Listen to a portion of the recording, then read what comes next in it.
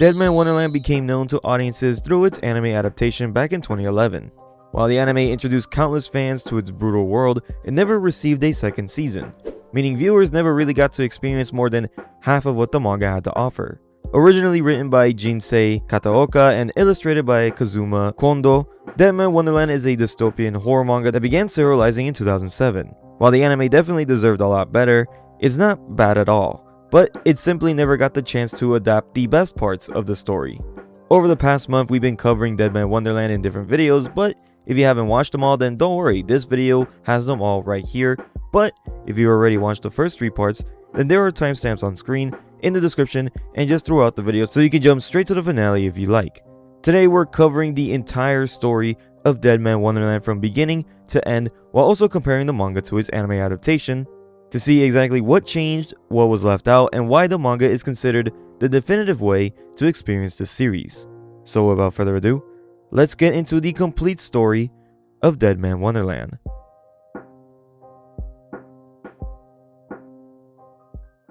The series starts with 2 little kids playing in a room as a lullaby plays "Naughty Little Woodpecker, Another Day Pecking at Your Holes, Ruining the Woods. The angry old forest god changed your beak into a poisoned knife. Poor little woodpecker, your nest is tainted, your food with toxins rife. Touch your friends and they will all fall dead at your feet. Oh, sad little woodpecker, poisonous tears shining brightly, streaming down your cheeks." We cut to our main character, Ganta, in 2023, at school when he's approached by his friend Mimi. They talk about how fun their upcoming trip to Tokyo will be, especially since Ganta is an evacuee. Another one of Ganta's friends, Yamakatsu, shows up and teases him about the personal symbol on his phone. 10 years earlier, a massive earthquake struck Tokyo, leaving 70% of the city underwater. To fund Tokyo's reconstruction, the government created Japan's only completely private prison, Deadman Wonderland, a prison that also serves as a tourist attraction. Ganta was way too young to remember the disaster before being evacuated. Suddenly, Ganta notices something outside the classroom. A red man dressed in a tattered cloak, wearing restrained armor and a technological helmet floating outside the window. The red man attacks the classroom, blasting Ganta across the room. When Ganta gets back up, he sees the red man holding Mimi's severed head, while the rest of his classmates have been completely slaughtered. The red man enters the classroom preparing to blast Ganta as well.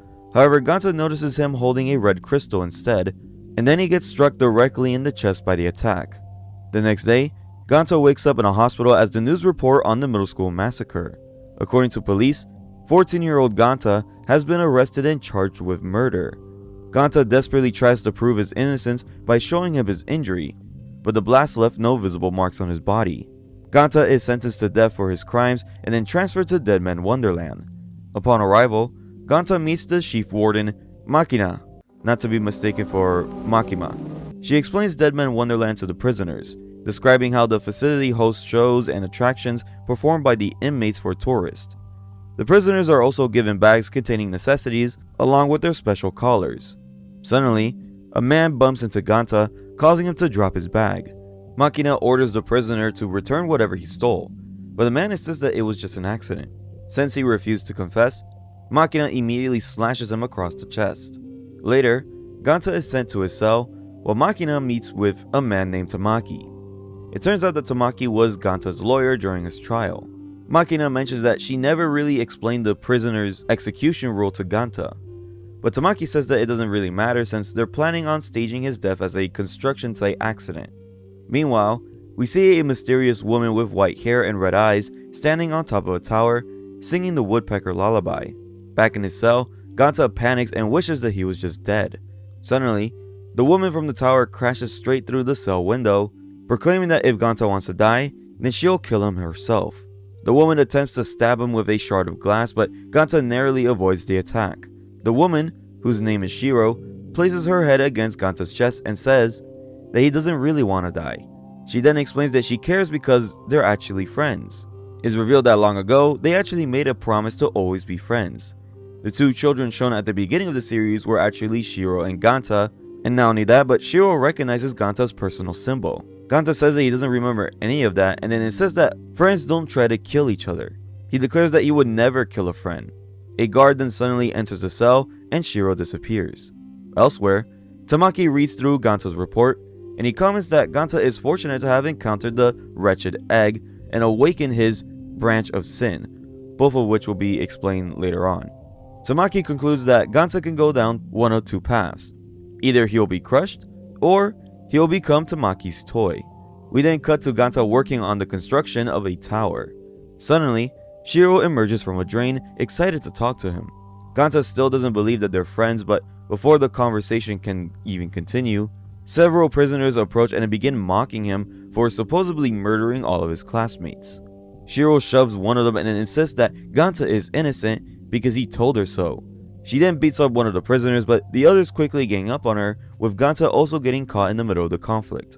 However, without warning, a bomb explodes on the tower, causing the structure to collapse towards Ganta and Shiro. As the debris falls, Ganta realizes that there are still many things that he wants to do. He wants to play video games, eat McDonald's, and most importantly, prove his innocence by finding and killing the Red Man. He then screams out that he wants to live. His chest then begins to glow as the crystal inside him activates, unleashing a massive blast that obliterates the falling debris. If you're enjoying Deadman Wonderland, then why not hit that subscribe button for more episodes of the series and other horror manga videos. And yes, I will be comparing the manga series to the anime, since the anime only covers like the first 5 volumes of the series. Not only that, there are also a lot of differences in between the anime and manga. Like for example, the verdict scene in the manga was like a panel long, while in the anime it's like a full-on extended scene with the classmates' parents even beating up Ganta. But whenever there's a difference, I'll try to point it out in between the video. The following day, Makina and Tamaki discuss the mysterious flash of light. They aren't certain whether Ganta was responsible, but Tamaki doesn't consider Ganta's survival much of a failure. Suddenly, another prisoner takes someone hostage and demands candy. Makina tells the guards to stall him because he'll just be dead anyways. Moments later, the prisoner then begins bleeding from his eyes, nose, and mouth. As he dies, Makina explains that this is the prison's execution rule. Later, Ganta goes to get food, only to be given a tiny cracker. While standing in line, a girl accidentally bumps into him while carrying a sandwich and a salad. Her name is Azami, and she is a pretty important character but was completely cut from the anime. She glances at Ganta's tray and then quickly realizes that he simply doesn't have any money. Azami then explains that the currency in the prison is called caste points, or CP, which we should never abbreviate. But unless they have some CP, they can only get the bare necessities. You see, this is actually going to make me sound very horrible. Azami decides to give up her sandwich to Ganta as Ganta thanks her. Azami then begins to explain that with money, they can buy clothes, liquor, or cigarettes, and they can even shorten their prison sentence. We see a man bullying an older prisoner who is stealing the CP that has taken him 2 years to save up. You know what, I'm just gonna call it money. The man's name is Kozuji, and he's known for causing all kinds of trouble throughout the prison. While carrying his food, Ganta drops his cracker and then accidentally bumps into Kozuji. Kozuji introduces himself to Ganta before immediately punching him in the face. He tells Ganta that he's the law inside the prison and that everyone has to follow his rules. To humiliate him, Kozuji forces Ganta to point and laugh at the old man, but not wanting to make things even worse, Ganta reluctantly does as he's told. As Kozuji walks away, Azami approaches and then takes back the sandwich that she had given him earlier, calling him a coward before leaving. Now, like I said, Azami is an important character moving forward, however, she is removed from the anime, and instead, most of her role was pretty much just taken by somebody else that you'll see later on, which I honestly don't mind, to be honest. Later, Ganta heads to the infirmary, and along the way, Makina shows up and tells him to read chapter 11 of the prison rulebook since she never had the chance to properly explain the rules to him. At the infirmary, Ganta gets patched up, and while treating him, the nurse asks whether he's eaten his candy yet. Ganta is confused because he doesn't remember receiving any candy at all. Suddenly, the boy who had accidentally bumped into Ganta earlier appears and then explains that the candy must have fallen out when they collided. The boy's name is Yo. Ganta doesn't really care about some stupid piece of candy anyway, but before he can even think much about it, Shiro suddenly appears and then asks him to play with her. Shiro wants to race Ganta because the prison has set up all kinds of toys and obstacles on the track. Yo then explains that the dog race show is taking place that afternoon, is an obstacle course competition with the grand prize being $100,000, not the other thing. However, just for participating, each contestant receives a bean jam bun, which is enough to convince both Ganta and Shiro to join the race. Ganta then tells himself that if he wants to survive in Deadman Wonderland, he has to follow the rules, even if he doesn't want to, because he can't afford to make his situation any worse. We then cut to the dog race show where all of the participants are waiting in a dressing room, including Ganta, Shiro, and even Azami. Kozuji is also competing, and he demands that everyone forfeit in the middle of the race so he can claim the $100,000 prize. Azami speaks up against him, but before she can finish, Kozuji stomps on her arm, forcing her to withdraw from the race. He then orders everyone to point and laugh at her, and they all obey except for Ganta. Kozuji forces Ganta to laugh as well before giving him another order, to step on Azami. Ganta walks over to her, thinking that he can't break the rules in this prison, but at the last second, he refuses. Instead, he tells Kozuji that he can just eat crap before throwing the rulebook straight into his face. Kozuji charges forward to punch Ganta, but before he can, a guard enters and then orders everyone to head to the dock. As Kozuji walks away, Ganta notices that his rulebook has fallen open to Chapter 11, the execution rule. The chapter explains that every death row inmate's collar consistently injects poison into their body. To survive, they must eat a candy-shaped antidote every 3 days, and if they fail to do so, their sentence is considered served. In other words, they die. One piece of candy costs $100,000. That means if Ganta can't win the race, then he'll be dead by tomorrow. Meanwhile, Tamaki secretly raises the race's difficulty to the maximum setting. The dog race begins, and the first obstacle consists of massive swinging blades that slice through several participants. However, the audience believes that it's all just a part of the performance. Kozuji orders the remaining prisoners to make sure that Ganta doesn't win. As Ganta continues running through the course, the other participants repeatedly try to attack him. Fortunately, Shiro constantly saves him by bumping into him, keeping him out of harm's way or just distracting the attackers in general. She tells Ganta not to die because she wants to eat a bean jam bun with him eventually. Ganta and Shiro reach the final event, which is a battle royale. The rules are very simple. Whoever is holding the Deadman ball when the time runs out is declared the winner. As the match begins, sections of the floor collapse every 5 seconds, causing prisoners to fall into a pit with spikes.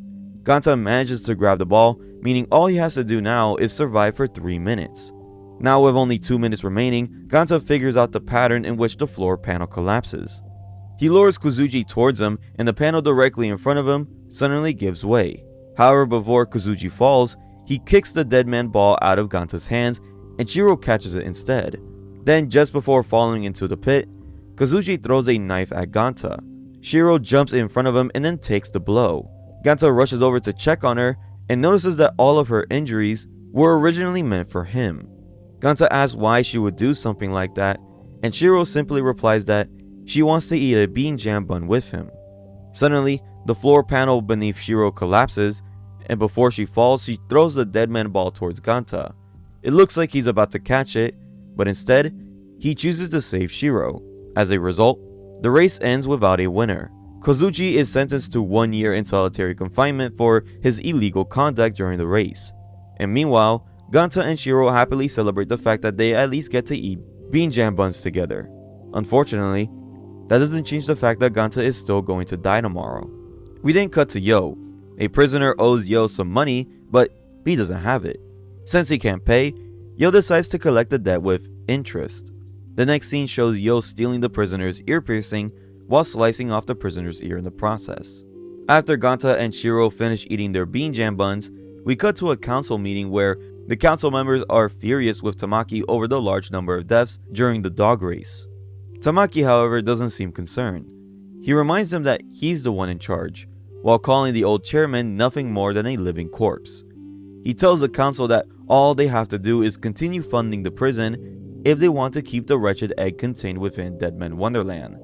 Suddenly, Tamaki receives a phone call informing him that the wretched egg has escaped. Back with Ganta, he's sitting in his cell writing his will when his cellmate Yo arrives and properly introduces himself.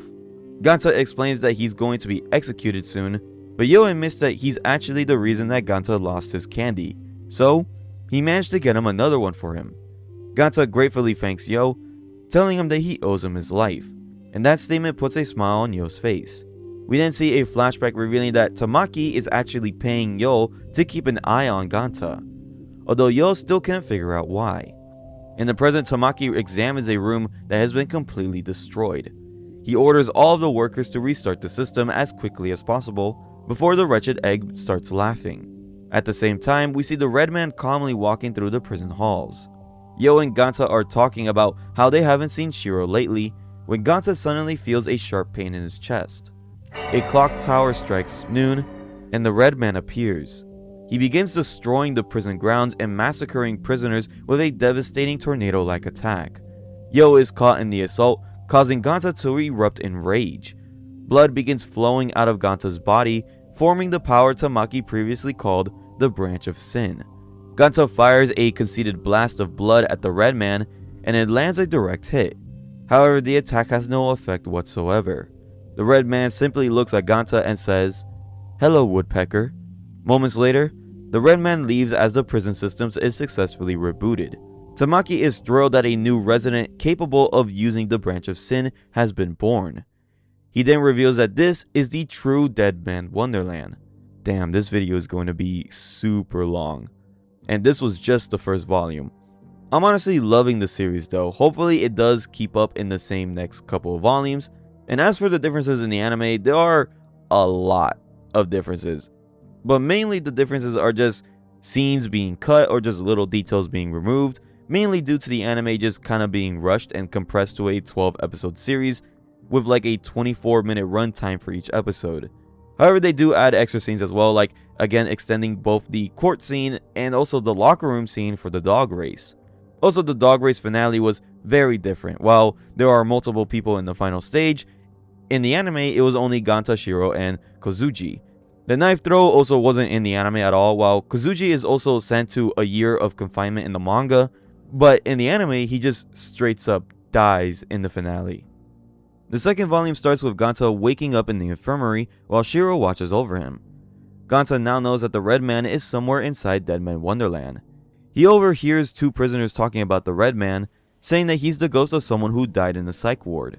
However, one of them remembers seeing a man using his own blood like a whip over 4 years ago. That man has been locked away in solitary confinement in the G ward ever since. Hearing this, Ganta immediately gets up and then starts searching for G ward with Shiro, vowing to get revenge. Meanwhile, we see a mysterious man slicing up a butterfly using his Branch of Sin. We cut to Makina gathering her officers and calling for a code red on Ganta, ordering them to apprehend him immediately. A code red means locking down the entire facility and then releasing a giant robot that had previously been banned. Tamaki hears about the code red and says that that can't happen because Ganta is a precious guest. He then pays Yo even more money to make sure Ganta stays safe. We cut back to Ganta as the prison goes into lockdown. Yo catches up to him and tells him that everyone is looking for him. Ganta explains that the red man, the person who murdered all of his friends, is inside the prison and that he needs to get to G ward to take revenge. However, Yo says that there isn't a G ward at all, proving it by showing Ganta a map of the prison. Shiro then says that she knows where G ward is, but she doesn't want to tell Ganta. Suddenly, the code red robot appears and then charges straight towards them. Ganta desperately asks Shiro how to get there, and she finally reveals the entrance by kicking open a vent. The three of them climb inside the walls, but the robot smashes through after them. They manage to escape after Yo removes a wire from the robot, and Shiro eventually leads them to the G ward, which is hidden behind a massive vault door. The giant robot catches up once again and then launches a barrage of missiles towards the group. Inside the G ward, the mysterious man senses the woodpecker is outside the wall. Meanwhile, Makina's officers report that Ganta, Yo, and Shiro had completely disappeared from the prison's tracking system, making Makina realize that there's an entire section of the prison that's outside her control. The group narrowly dodges the missiles, but Ganta apologizes to Yo and Shiro, saying they shouldn't be risking their lives because it was his friends who were all murdered. Shiro gets angry and then kicks the robot straight in the head, as she yells at Ganta that not all of his friends are dead because she's still his friend. Ganta apologizes, but before they can continue, the robot grabs Shiro and then scans her. Surprisingly, the scan says that her prison ID is unknown. Ganta tries to recreate the giant blast from before, but nothing happens. Suddenly, a branch of sin slices straight through the vault door and then cuts the giant robot in half. A man with spiky hair steps out and says, "Hello there, Woodpecker." We cut to Tamaki attending a virtual meeting with the council to discuss the upcoming Crow vs Woodpecker fight. However, he suddenly gets a notification that the Crow has been involved in a fight inside G-Ward. Back with Ganta, he immediately charges at the Crow with a weapon. The Crow cuts himself using a ring-shaped blade, then uses his own blood to create giant scythes and effortlessly slices Ganta's weapon in half. Ganta continues bleeding as the Crow just keeps on cutting him all over his body. The Crow tells Ganta to stop holding back and explains that the Branch of Sin is a power that uses blood. However, he quickly gets bored and then begins to walk away. Ganta unleashes a massive blood blast while screaming that this is for killing his friends, Redman. The blast lands, and it barely affects the Crow. The Crow tells Ganta that he doesn't know anything about the Redman or his friends. The Crow then reveals that his name is Senji, and explains that Ganta isn't the only one capable of manipulating blood. People with these abilities are known as Deadmen. He also reveals that the G-Ward is the true center of Deadman Wonderland, where all of the Deadmen are kept. Senji charges at Ganta again, but Shiro easily knocks him down. Senji immediately becomes flustered after seeing Shiro's body. Before the fight can continue, guards rush in and then tranquilize both Ganta and Senji. One of the guards tells Tamaki to report that everything is under control and that G-Ward has been completely cleaned up. By the time Makina arrives, all of the destroyed debris had mysteriously disappeared. Furious, she declares that she's going to confront the governor herself, even though doing so requires Tamaki's permission. Meanwhile, Yo and Shiro are escorted away by the guards, who explains that Ganta is a dead man, meaning he's a Branch of Sin user, and that all of the other Branch of Sin users are imprisoned inside G-Ward. They also reveal that the Branch of Sin users first started appearing about 10 years ago, right after the Great Tokyo Earthquake. The guards eventually leave Yo and Shiro inside an unknown room while Ganta and Senji are restrained inside MRE machines. Tamaki's assistant examines Senji and discovers that Ganta's attack actually managed to break several of his ribs. She says that they'll have to postpone tomorrow's match, but Senji immediately gets up and then threatens her, demanding that she doesn't cancel the fight. Tamaki then appears before Ganta, who recognizes him as the lawyer from his trial. Tamaki reveals that he isn't actually Ganta's lawyer. Instead, he's the promoter of Deadman Wonderland, and admits that he's manipulated the trial to falsely accuse Ganta, so he will be sent to the prison. A doctor tells Tamaki that Ganta won't be ready for tomorrow's experiment, but Tamaki doesn't care. He reveals that tomorrow's experiment will be a fight between Senji the Crow and Ganta the Woodpecker, two possessors of the Branch of Sin. Each time someone wins a match, they earn a large amount of money along with a valuable antidote candy. However, Tamaki tells Ganta that if he keeps winning, then he might finally get to meet the friend that he's been searching for, the Redman. Tamaki reveals that the Redman is the original source of the Branch of Sin infection and Deadman Wonderland's most notorious resident, who's also known as the Wretched Egg.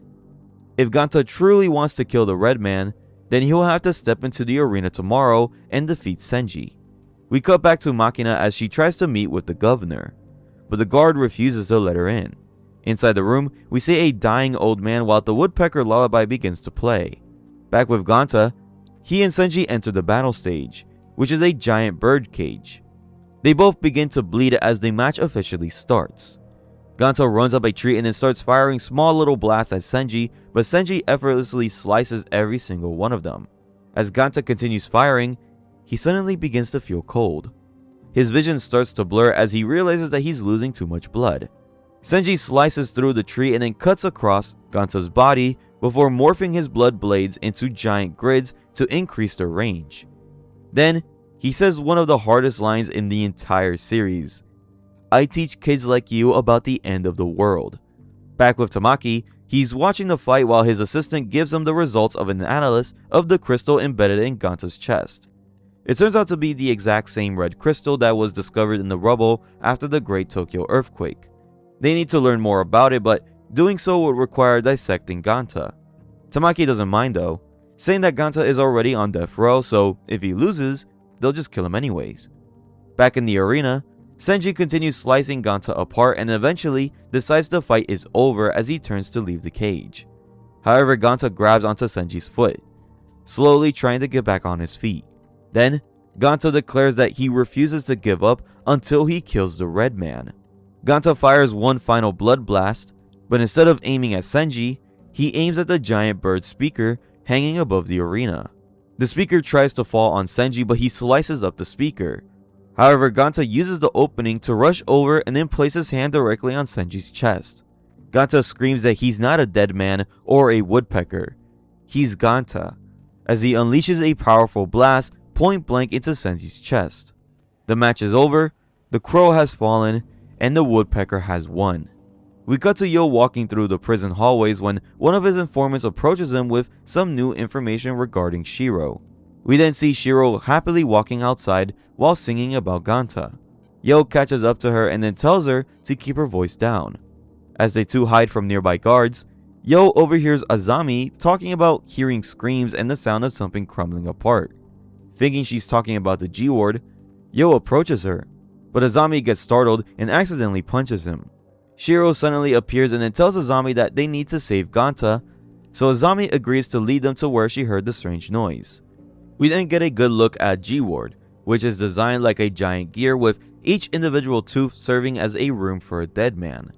Inside his room, Ganta eats his piece of antidote candy as we flash back to the aftermath of the match. Ganta received $1 million and a piece of candy for winning, but not only that, he also earned Senji's respect in the process. Back in the present, a group of dead men enter Ganta's room. The group consists of Choplin, a transgender woman who never appears in the anime, Masu, a large man with stitches across his mouth, Hitara, a tall old man who also doesn't appear in the anime, and Minasuki, a 17-year-old girl. They've come to celebrate Ganta's victory and expect him to buy everyone a round of beers. Meanwhile, Shiro and Yo find the ventilation shaft leading towards G-Ward, but is blocked by a giant spinning fan. Yo tries to come up with a plan and decides that they need to create a huge distraction so they can reach G-Ward without being detected. Back with Ganta, he's eating and drinking with the other dead men. Although they're all pretty intimidating, Ganta doesn't think they're bad people. Instead, it feels like they're meeting new classmates on the first day of school. Choplin then announces that it's time for the traditional loser party. A robot rolls in, it begins broadcasting live footage of Senji, who's strapped to a chair. Tamaki's assistant pulls the lever on a slot machine, and just as Senji tells her to stop, the machine lands on the right eyeball. Choplin explains that every loser has to donate a body part as punishment. Right before everyone's eyes, Senji loses his right eyeball. The gruesome sight makes Ganta feel horribly sick, but everyone else simply just continues celebrating like it was completely normal. Back with Shiro and Yo, Shiro breaks into a security office and then takes down several guards stationed inside the tower. As she causes chaos, Yo knocks out one of the officers and then convinces the remaining guards to shut down the power to the ventilation fan, claiming that the system might overload. The guard cuts out the power, allowing the fan to stop spinning. Yo then immediately rats Shiro out, telling everyone that she's the one responsible for the riot. We cut back to Shiro, who's suddenly standing completely still after noticing that the woodpecker lullaby has stopped playing. More guards rush into the tower to stop her. The perspective then shifts to Yo waiting outside. Just as he's about to crawl through the ventilation shaft, a massive explosion completely destroys the tower, sending the guards' corpses flying through the air. Yo freezes in terror as he sees Shiro standing in the middle of the flames, completely engulfed in fire while holding the melted faces of one of the guards. The volume ends with the governor crying as he thinks about the poor little woodpecker. Now, the really big differences in this volume are mainly the fact that Choplin and Hitara aren't in this series at all, just making really quick cameos in episode 4. So the whole scene of them hanging out is not in the anime, and instead Ganta is just alone in his room. Another difference is the final scene with Shiro, as it shows that the twins who are around the governor all the time, recovering Shiro after she blows up the tower. But they don't show this in the manga, and instead they just leave us with just this one panel. But we'll also talk more about Masu and Minasuki in the next volume. The third volume begins a day later with Yo limping through the hallway as he says he's going to get Minasuki out of here. We cut to Ganta in his room where he hears a girl screaming out in the hallway. Masu is trying to eat Minasuki's flowers, but Ganta quickly gives Masu his own food portions instead. As Masu devours Ganta's lunch, Ganta takes Minasuke away from the situation. The two enter Minasuke's room, which is filled with all kinds of flowers. Ganta admits that he's still messed up after seeing Senji lose his eye. Minasuke begins crying on Ganta's arm, saying that she's terrified of tomorrow's fight, which immediately causes Ganta to get flustered. Ganta accidentally tells her that she smells good, but quickly panics and clarifies that he actually meant the flowers. Hinasuki is happy to hear that he likes flowers. She says that her older brother also loved flowers and admits that she constantly worries about him. Minasuke then reveals that when she first discovered her branch of sin, she isolated herself because she was afraid of hurting anyone, and because of that, her father would regularly beat her, as she shows Ganta the scars that he left behind. She explains that her brother always protected her. However, one night, she saw her father on top of her while she was naked. Her brother, who is revealed to be Yo, snapped and attacked him, but before he can kill their father, Minasuke used her branch of sin and then killed him herself. Minasuke explains that Yo still believes that he was the one who killed her father and thinks she was wrongly imprisoned for a crime that she never committed. We then cut to Yo, who says that he came to Deadman Wonderland to pay off the remainder of Minasuke's sentence and set her free. And by the way, just letting y'all know that Ganta doesn't actually know that Yo is actually Minasuke's older brother. Back with Ganta, after Minasuke nearly flashes him, he decides that the two of them should just escape Deadman Wonderland together. As they try to run away, they come across a guard who has been knocked out unconscious by Yo. Suddenly, a strange noise rings out, and debris begins falling down towards Minasuke. Ganta quickly pushes her out of the way, but a piece of debris stabs him in the leg in the process. A few guards arrive and tell him to save the fighting for tomorrow. Ganta is confused and then he asks what they mean, but Minasuke reveals that they're actually scheduled to fight each other tomorrow. The woodpecker versus the hummingbird. Meanwhile, Tamaki is meeting with the governor, who reminds him that this isn't his wonderland. However, Tamaki simply replies by saying that he knows that the governor enjoys what he's seeing. Tamaki also admits that he loves this matchup. He loves Ganta, but he also loves Minasuke because even though she's all cute, she also has fangs. We then cut to the match arena, which had been set up like a boxing ring. Ganta and Minasuke stand across from each other as the bell rings. However, Ganta immediately says that he refuses to hurt Minasuke. Suddenly, the same strange sound from earlier rings out, and Ganta is instantly sliced apart by a branch of sin. Minasuke drops her sweet act and then says that it's disgusting that someone like Ganta is trying to play the role of a knight in shining armor. It's then revealed that Minasuke was the one who caused the leg injury Ganta suffered the previous day so that he wouldn't be able to move around as efficiently as he did against Senji. Ganta is devastated to learn that he was being manipulated this entire time. However, as Minasuke continues mocking him, Ganta charges up a powerful blood blast and fires it directly at her wrist. At that exact moment, Yo suddenly rushes in and screams, "What the hell are you doing to my sister?" We then flash back to Yo and Minasuke's childhood. After a devastating earthquake destroyed their home and crushed their mother to death, their father asked where she was. Rather than tell the truth, Minasuke lied and said that her mother had gone shopping. That was the day Minasuke became a liar. Seeing how devastated his little sister was, Yo felt that he had to protect her. So he lied as well, saying that their mother was probably okay. And that was the day that Yo became a liar too. Back in the present, Yo tries to enter the ring as Ganta finally realizes that Minasuke is his sister. Yo tells Minasuke that he's there to set her free before turning to Ganta and saying that he never thought he was the kind of person that would hit a woman. When Ganta tries to explain what really happened, Minasuke trips him and pretends to help him up. And while doing so, she quietly whispers in his ear, warning him not to say anything. Minasuke continues pretending to be innocent, but Ganta tries to attack her anyway. But before he can, Yo steps directly in front of her. Trying to take advantage of the distraction, Minasuke tries to launch a sneak attack. But suddenly, Yo asks her, "Is that how you killed Dad too?" Yo reveals that he already knows the truth. He knows that their father never did anything to her. However, he says that he still doesn't care. No matter what happens, he'll always protect her. Minasuke immediately begins breaking down emotionally before turning her attacks towards Yo. Ganta launches an attack at her, but Minasuke grabs Yo and then uses him as a human shield. Ganta begs her to stop hurting him, but Minasuke says that Ganta and Yo were never really friends. According to her, Yo was just only using him and even stole his candy. But Ganta doesn't care. Minasuke continues slicing Ganta apart while he struggles to land a single hit. Round 2 eventually comes to an end. and Ganta nearly collapses from exhaustion in his corner. Just before he falls, Senji appears wearing an eye patch and then catches him. Senji tells Ganta that his branch of Sim simply doesn't match up well against Minasuke's, because his attacks are way too straightforward. Then, the final round begins. Ganta immediately puts a new plan into action. He starts firing attacks directly at Minasuke while trying not to hit Yo. However, every single shot appeared to miss. Minasuke continues cutting Ganta apart while mocking him for missing over and over. However, Ganta actually wasn't missing. He was just testing the angles. After figuring out the perfect angle, Ganta fires another blast, and the attack ricochets the corner of the arena and it smashes into the back of Minasuke's head. The impact forces Minasuke to release Yo. However, before falling, she grabs onto Ganta. Ganta immediately charges forward and then headbutts her, knocking her unconscious. The winner of the match is the Woodpecker. The audience erupt in anger, demanding that Ganta finish her off and then kill her. But instead, Ganta responds by giving them the middle finger.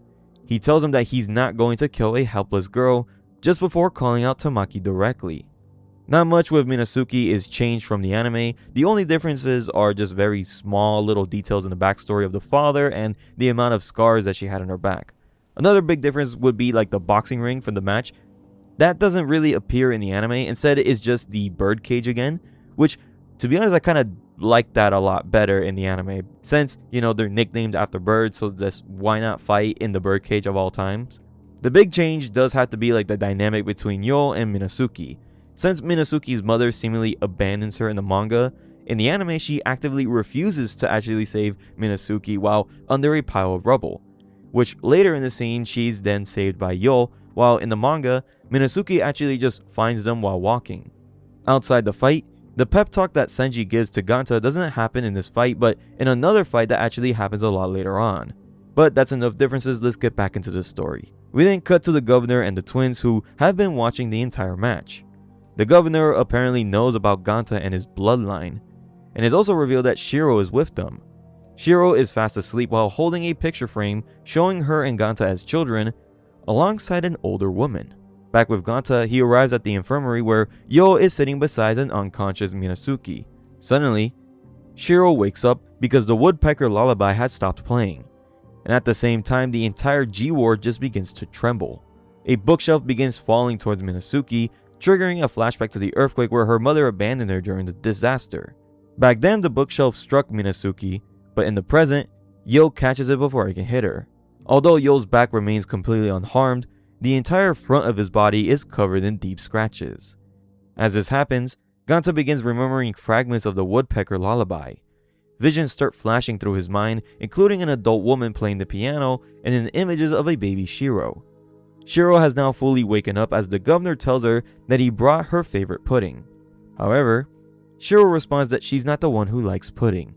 The governor then asks Shiro for some help as he removes the pipes connected to his chest, and then he begins using his branch of sin.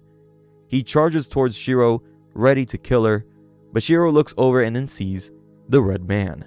Back with Ganta, Senji meets up with him and congratulates him on his victory.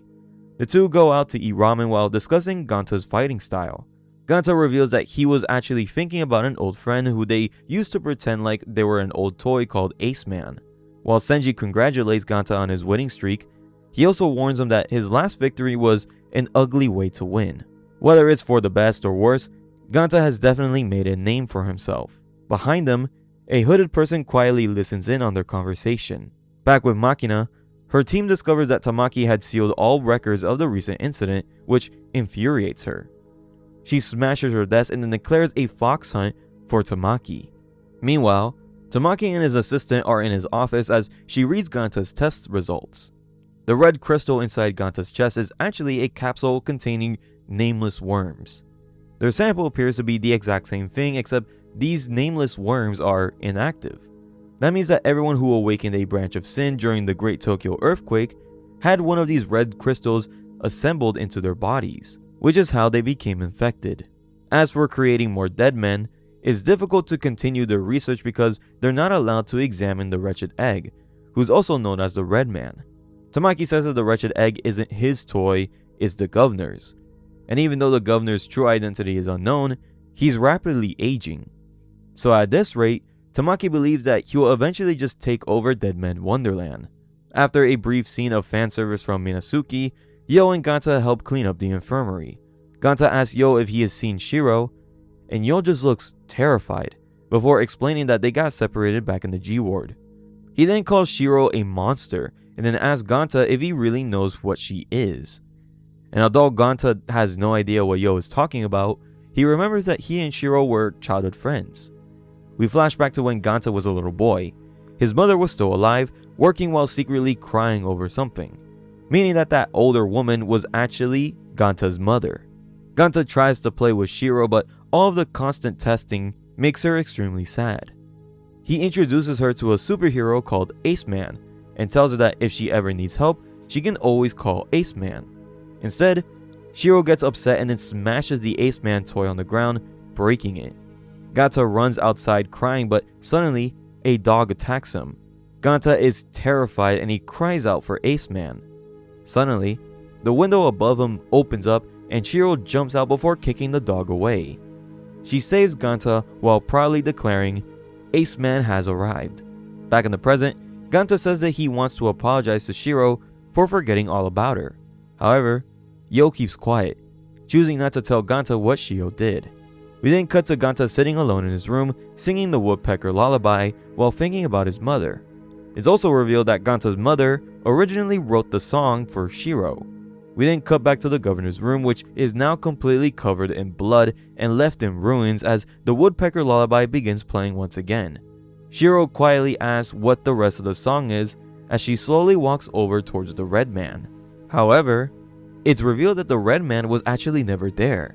It was only an armor piece placed on a mannequin. The governor is revealed to be nothing more than just a severed head. And then comes one of the biggest twists in the entire series.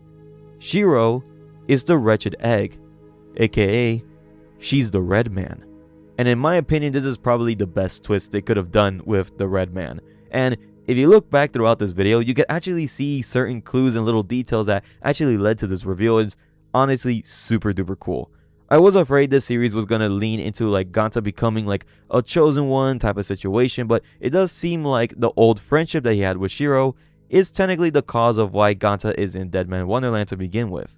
The one thing I kind of don't like about this is that they hinted at Shiro not really being Shiro when she's the wretched egg, but instead of just like a whole new personality, which I kind of don't like that. I do wish Shiro just becomes this two-faced villain instead of it being just like a split personality type of situation. Back with Ganta, he gets woken up by Choplin, who tells him that the punishment game is at 3 o'clock.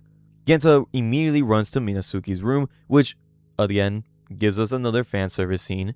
He tries to warn her about the punishment game, but Minazuki already knows about it since she's already lost a kidney and a part of her stomach. She tells Ganta that Yo left a while ago to pay off the rest of her sentence, so Ganta decides to go ahead and find them. As Ganta runs out of the room, Minazuki gets flustered, saying that they're just giving her false hope. While Ganta is searching for Yo, he is suddenly ambushed by a hooded figure from earlier, who turns out to be a short-haired woman. She punches Ganta directly in the chest, and the woman calls out her name to be Yamoto, as she hardens her fist with her branch of sin, making every punch hit like a truck. She continues attacking Ganta, but he manages to dodge her attacks.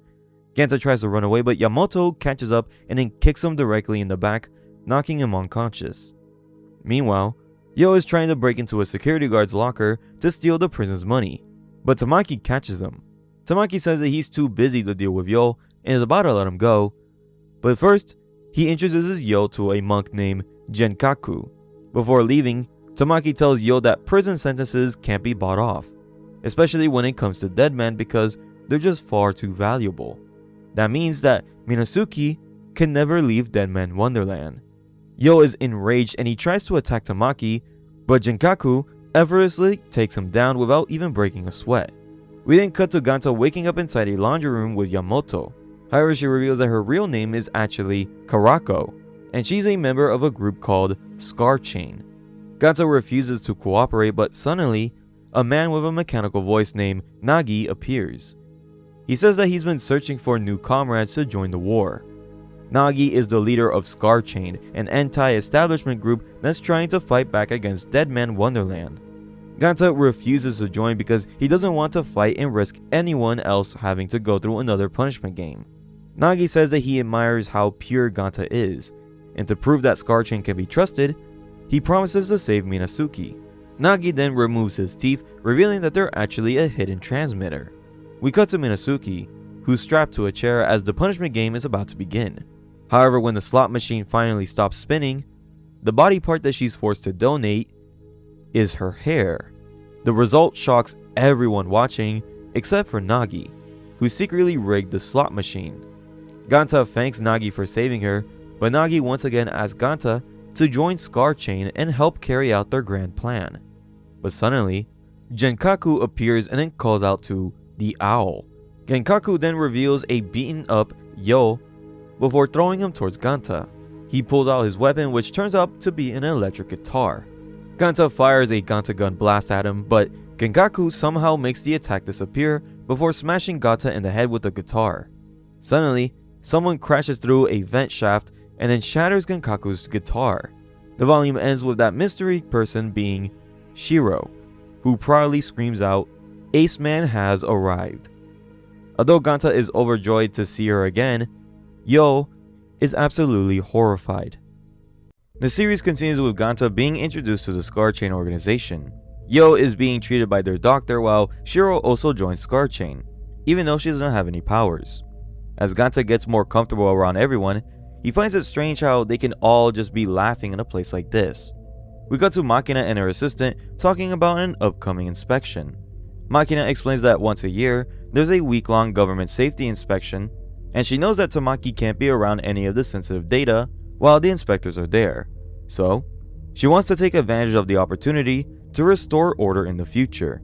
Meanwhile, Scar Chain is also preparing for the inspection because this is the only time that there won't be any prison shows. That's when they'll strike. Their surprise attack will be the mass liberation of the Deadman. They have two objectives: taking over the G-Ward control room and then securing the service elevator. They'll split into two groups to complete each task, and they also have a mole among the inspectors who will help them deal with the outer gate and Tamaki. However, the biggest obstacle to their operation is the Undertakers. The Undertakers are the worst of the worst, completely irredeemable criminals who survived a special rehabilitation program. They're an anti-Deadman unit led by Tamaki and Genkaku. Ganta tells everyone that his branch of sin didn't work against Genkaku, which shocks everyone in the room. One of the members, Rokuro, pulls up surveillance footage of the fight. The footage shows Ganta's branch of sin actually never disappearing, but simply missing Genkaku. Ganta is confused because he swears that the attack vanished, but Rokuro says Ganta can't be trusted and then argues that he shouldn't be a member at all. Ganta gets angry and then says that he never wanted to even be a part of their stupid group before storming off with Yo and Shiro. Meanwhile, we see the twins setting up bowling pins as Tamaki says that it's time for a celebration. Tamaki celebrates because Deadman Wonderland now belongs to him, and the thing that he's using as a bowling ball is the governor's severed head. And if you guys are enjoying Deadman Wonderland, then why not hit that subscribe button for more Deadman Wonderland and even more horror videos in the future. We cut to Senji, who's working out while Ganta interviews him. Senji says that he knows all about the Undertakers, and he explains that a branch of sin can be deflected just like what he did during the fight. However, Ganta insists that his attack didn't get deflected, it just completely disappeared. That immediately shocks Senji. Senji asks if Ganta fought an Undertaker, and then he calls him selfish for not telling him. Ganta explains that it just happened while he was with Nagi. Senji then calms down and then tells Ganta what happened between Nagi and one of the Undertakers. 2 years ago, Tamaki tricked Nagi into having his wife killed by an Undertaker. Tamaki forced the two of them to fight in Carnival Corpse, but Nagi begged Tamaki to let him fight his wife instead so he could intentionally lose the match. As punishment, Nagi lost his vocal cords.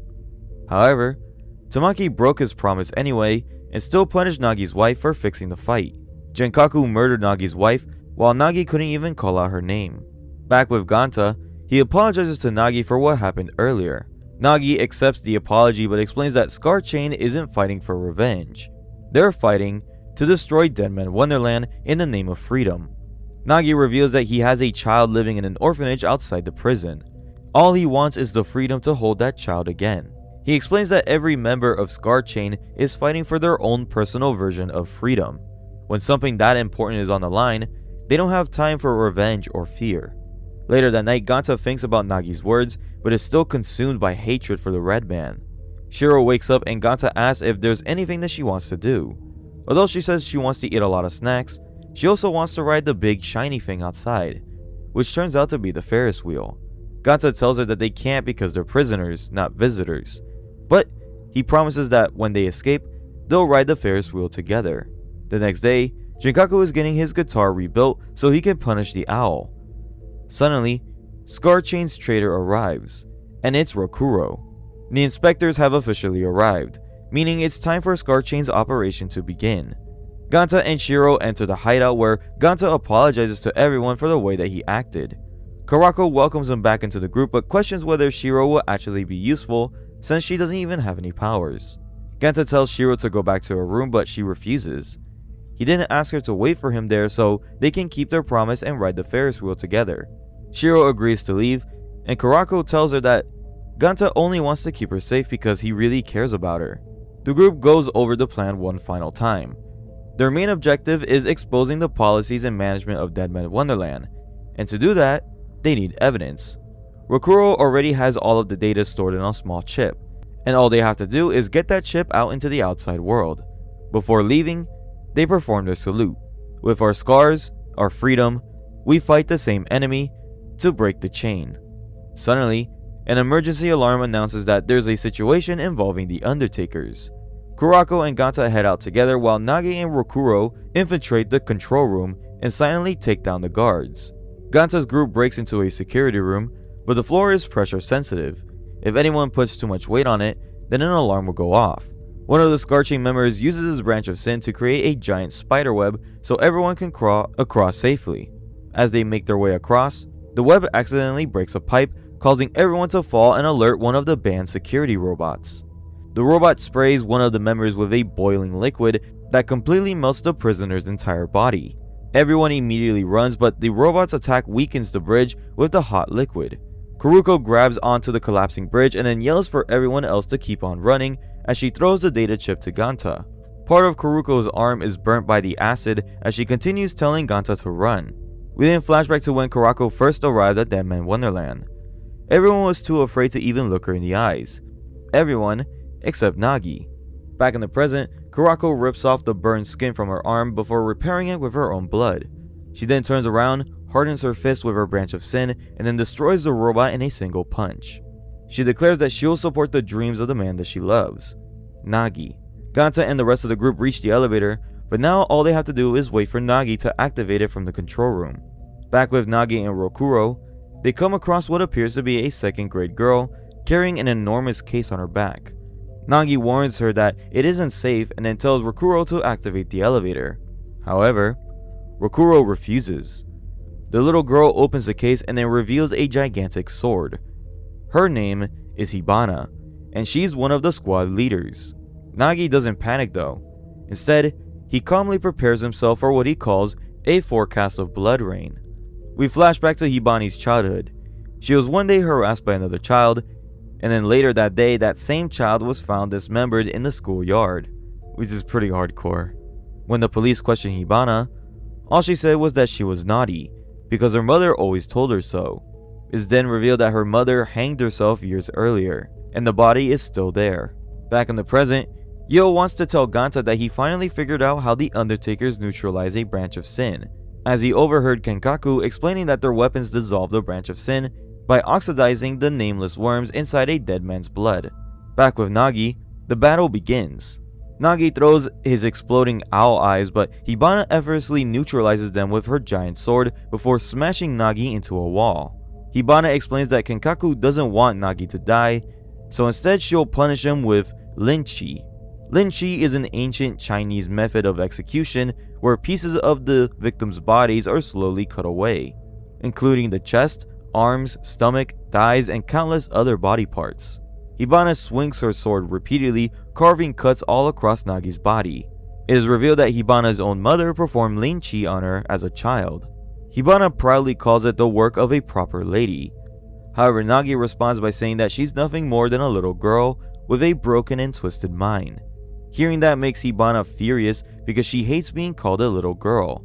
She crushes Nagi's arm, and then Nagi grabs the severed arm and then throws it at her, creating just enough of a distraction to pin Rokuro's head against the wall, knocking him unconscious. Nagi rushes over to flip the switch, but Hibana screams at him to stop. Nagi tells her that she should have been using that weapon to dissolve all of the branch of sin. Suddenly, it is revealed that Nagi's severed arm is filled with owl eyes. The arm explodes directly in front of Hibana as Nagi flips the switch. The elevator finally begins moving. For Ganta's group, that means Nagi succeeded. They step onto the elevator, but someone is already waiting for them. The front line of Scar Chain is immediately sprayed down by Jinkaku's newly rebuilt guitar.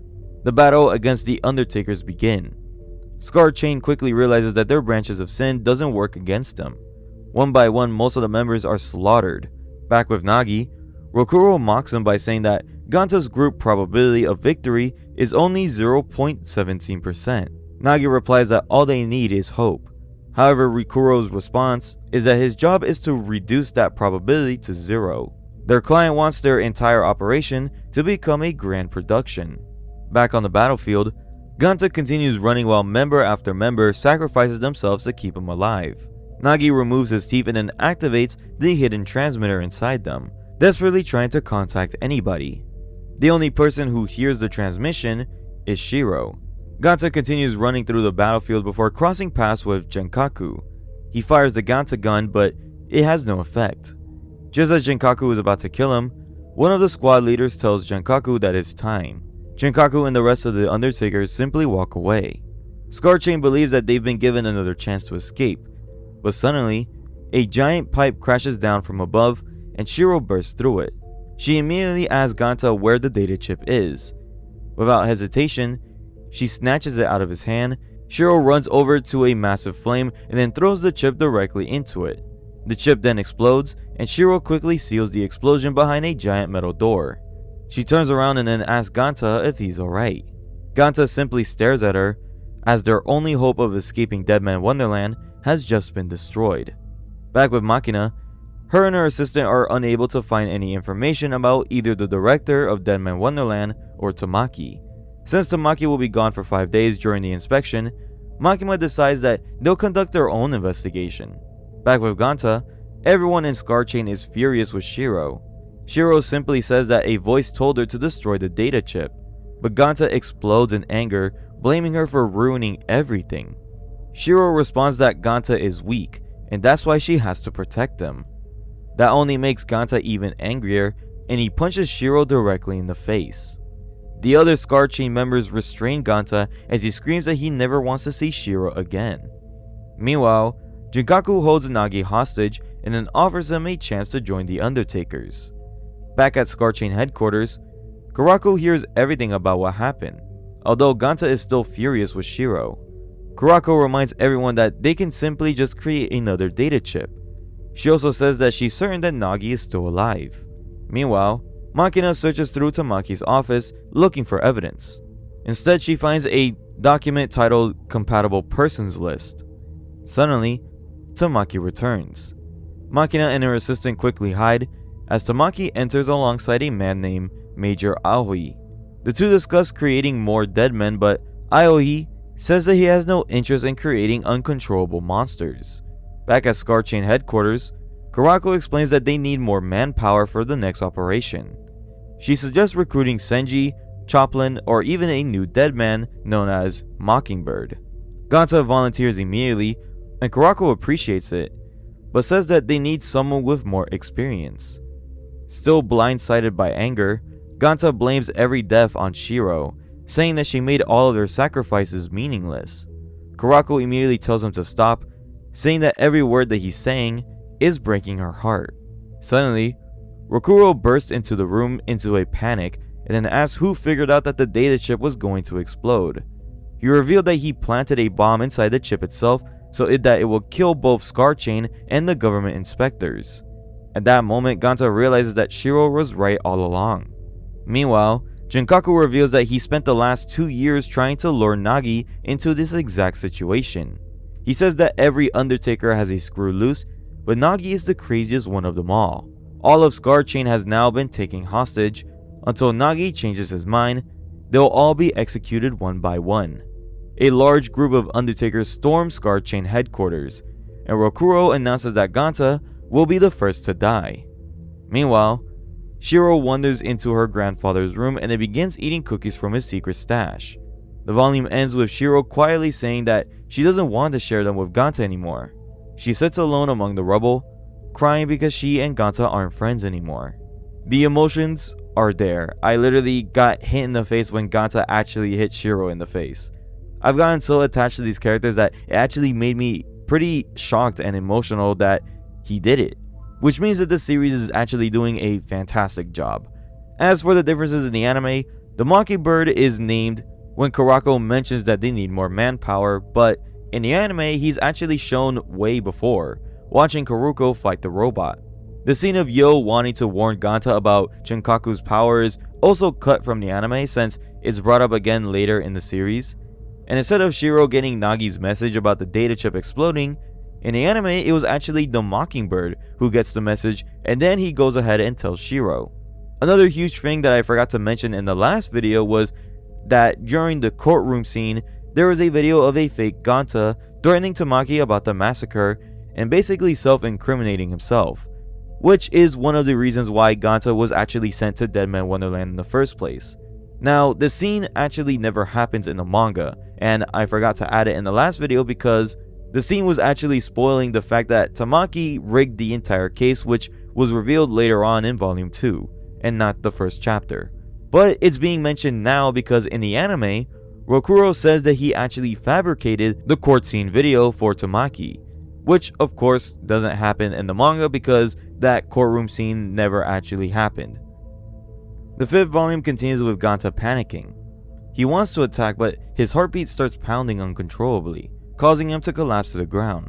Rokuro calls in 2 of the Undertaker squad leaders, the 2 baddest and most evil members of the group.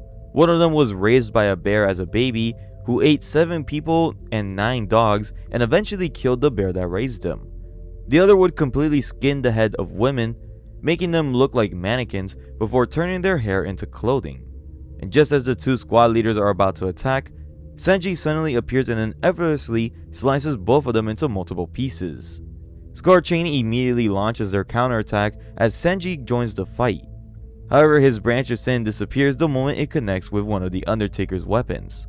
After Kurako explains that he can't use his branch of sin, Senji uses a special technique called Invisible Black, a supersonic blade that cuts through enemies using extremely high pressure. The attack slices straight through the Undertaker's weapon. Meanwhile, Shiro is crying alone in her grandfather's room when all of a sudden, the Mockingbird makes his first appearance in the manga. Back with Nagi, he's injected with multiple drugs by Jinkaku, but he's still hanging on and refusing to join the Undertakers. Jinkaku reminds Nagi that after he murdered Nagi's wife, Nagi barged into the facility and then slaughtered 22 Undertakers. However, Nagi doesn't remember any of it. Jinkaku reveals that he survived the massacre by hiding inside a locker while it was happening. Still, he says that it was perfectly fine because the Undertakers accept his insanity. Back with Ganta, Scar Chain has managed to defeat everyone that were fighting.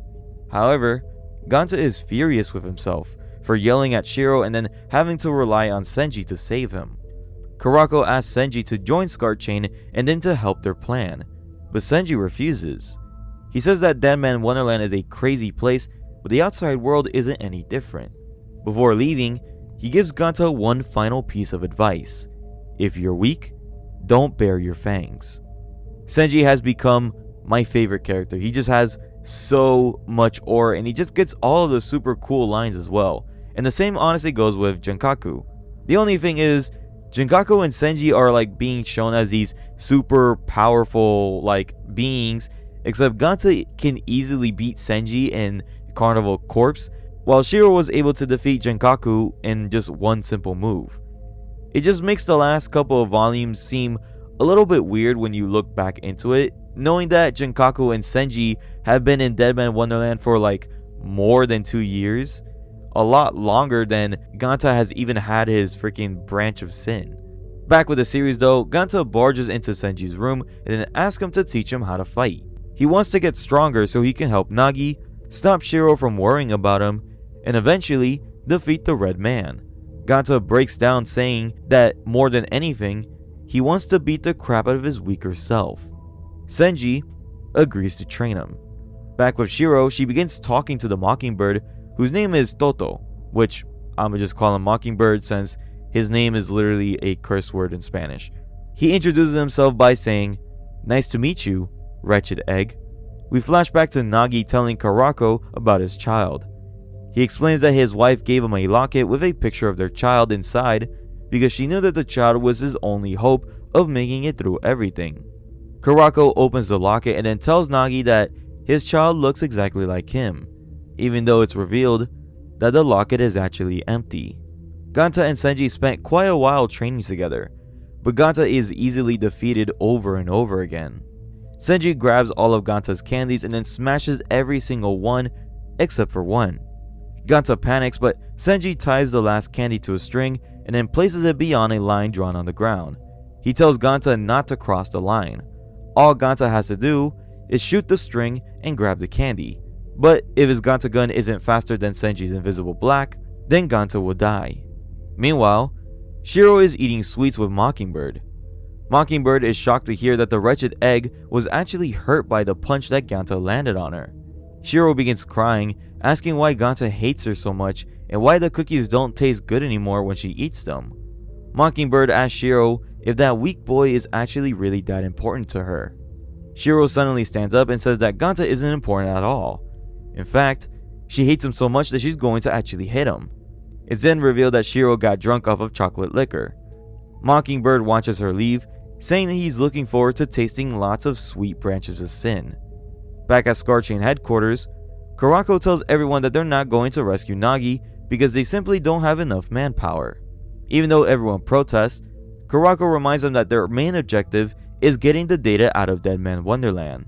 Every member has their own copy of the data chip, and they'll all escape using different safe routes.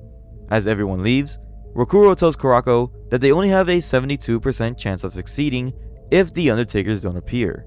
Karako says that she'll distract the Undertakers herself before going back to rescue Nagi. While walking through the hallway, Ganta runs into Yo and Minasuki. Ganta explains that he's been training with Senji. Senji immediately tells Minasuki to buzz off because she's nothing more but a distraction, a temptation. We then get a panty shot of Minasuki, causing Senji to immediately start bleeding from his nose. Yo tells Ganta that if he wants to stand against the Undertakers, he needs to create a sonic boom around his branch of sin. Minasuki tells him to think of it like water before splashing an entire juice box in Ganta's face. We then cut to Tamaki calling Genkaku. Tamaki tells him that Scarchain is finally making its move. However, there seems to be a mysterious person standing in the room with Genkaku.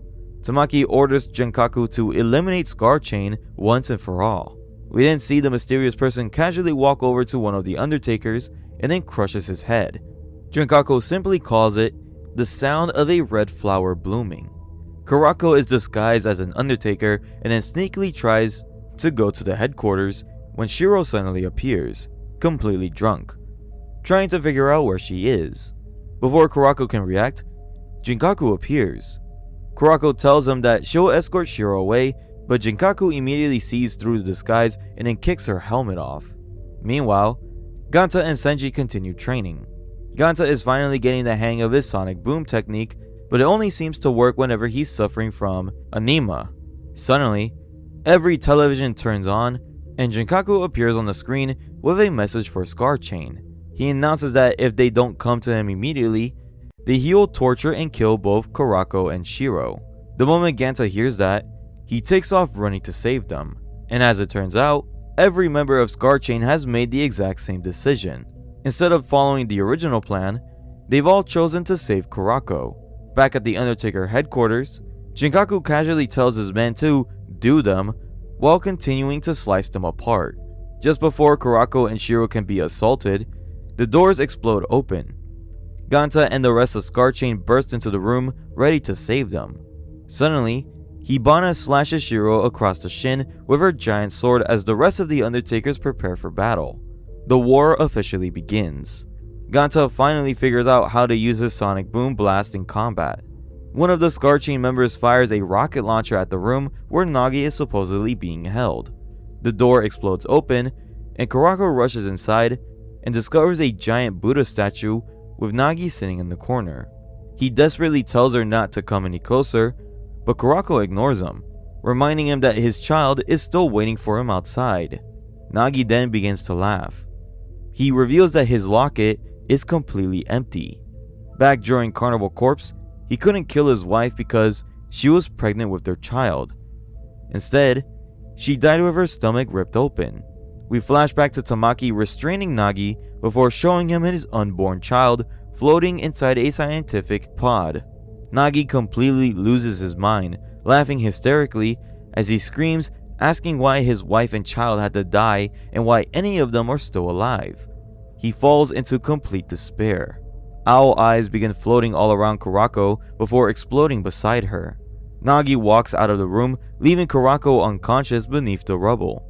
He grabs one of the Scar Chain members and then kills him before launching owl eyes at everyone in sight, both Scar Chain members and Undertakers alike. Shinkaku smiles from ear to ear, encouraging Nagi to kill them all, to save them all. Nagi begins slaughtering everyone before charging towards Shiro. Just before he can land the punch, Ganta jumps in and then takes the hit for her. Nagi continues beating Ganta while throwing explosive owl eyes at him. Shiro says that she still won't forgive Ganta. She even tries to protect him, but Ganta immediately gets back up and then shields her instead. Shiro desperately cries for Ganta to move, but Ganta pleads with Nagi. He reminds him that he originally came to Deadman Wonderland to kill the Red Man, but it was actually Nagi who taught him that living for revenge isn't enough. Nagi says that that's only true because they still had hope. But his child is gone. His son is gone. And all he has left is darkness. Even though Nagi keeps on beating him down, Ganta refuses to stay down. He tells Nagi that light still surrounds him. Every single person who came to rescue him is the light. Ganta says Nagi still has that light. He admits that he was a fool who did something terrible, and even though he's weak, it doesn't matter anymore, because he will protect his precious friends. Just then, Ganta collapses. His entire body has gone numb because he hasn't eaten any candy. Kurako suddenly slaps Nagi across the face, telling him to get his head on straight because he's their leader. She then hugs him tightly, and then with tears filling his eyes, Nagi realizes that he still has his precious friends. The moment Nagi returns to his senses, Shinkaku stabs Kurako straight through the chest, saying that he just saved her. Ganta fires another attack at Shinkaku, and the blast shatters Shinkaku's weapon, but Shinkaku himself is completely immune to Ganta's branch of sin. Kurako quickly heals the wound in her chest using her branch of sin while Nagi steps forward to face Shinkaku himself. Shinkaku is disappointed to see Nagi return to his sane self, so without hesitation, he blows a massive hole straight through Nagi's stomach, saying that he saved him. We then get a flashback to Shinkaku's childhood. He was constantly bullied and beaten by the other monks at his temple, and even so, Shinkaku insists that he never actually hated him. He only wanted to find a way to save them. When the Great Tokyo Earthquake strikes, several monks are killed. After discovering his pet cat crushed to death beneath the rubble, Shinkaku finally realized what true salvation is. It's death. When the head priest returns to the destroyed temple, he finds Shinkaku sitting peacefully beside the corpses of his former bullies, which have been all arranged into the shape of a Buddha. To Shinkaku, death is enlightenment. Death is the only true salvation. In the present, a gigantic Buddha statue stands behind them, built entirely of the corpses of every dead man who ever tried to escape. Shinkaku proudly says that he's even positioned the statue to face outside so they can enjoy a nice resting place. Shinkaku punches Shiro in the face before spraying down several Scar Chain and Undertakers, screaming that the super monk will grant everyone a merciful death. Ganta finally snaps. Branch of Sin markings begin spreading across his arm, and Shinkaku points his guitar directly at Ganta's head. Ganta charges up a completely different looking blast before firing it straight at Shinkaku. Shinkaku tries to run away, but at that exact moment, Nagi grabs onto his robe. Jinkaku quietly says that Nagi was his salvation, before Ganta's blast completely obliterates both Jinkaku and the entire room. The surviving members of Scar Chain rush over to Nagi. Nagi hands Ganta his final piece of candy, and with his dying breath, Nagi tells Ganta that he was right all along. Ganta is filled with hope. The rain is warm. It'll create a beautiful rainbow. Meanwhile, Hibana tries to escape, but instead, she comes face to face with Mockingbird. She attacks him, but Mockingbird kills her off screen. Shiro eventually wakes up and finds everyone gone. Ganta tells her that they made it out. The operation was a success. Shiro asks why Ganta is still inside Deadman Wonderland, and Ganta smiles and tells her that he couldn't leave without his friend. Now they can finally ride the Ferris wheel together. Ganta hugs Shiro as he cries over Nagi's death. Outside, the inspector successfully receives the data chip, while Kurako and the remaining members of Scar Chain escape Deadman Wonderland by boat.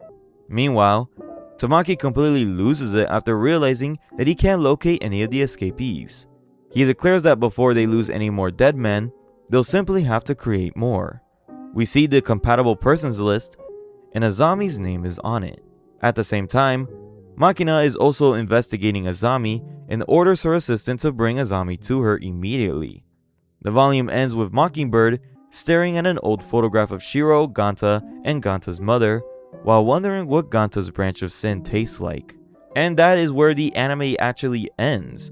It only covers the first 5 volumes of the series, and honestly I can see why they ended it here, because the 5th volume definitely seems like a great ending to like a big arc or to a season 1. While the anime usually changes like very small little stuff in the volumes, in volume 5 a lot of the stuff was actually changed or added.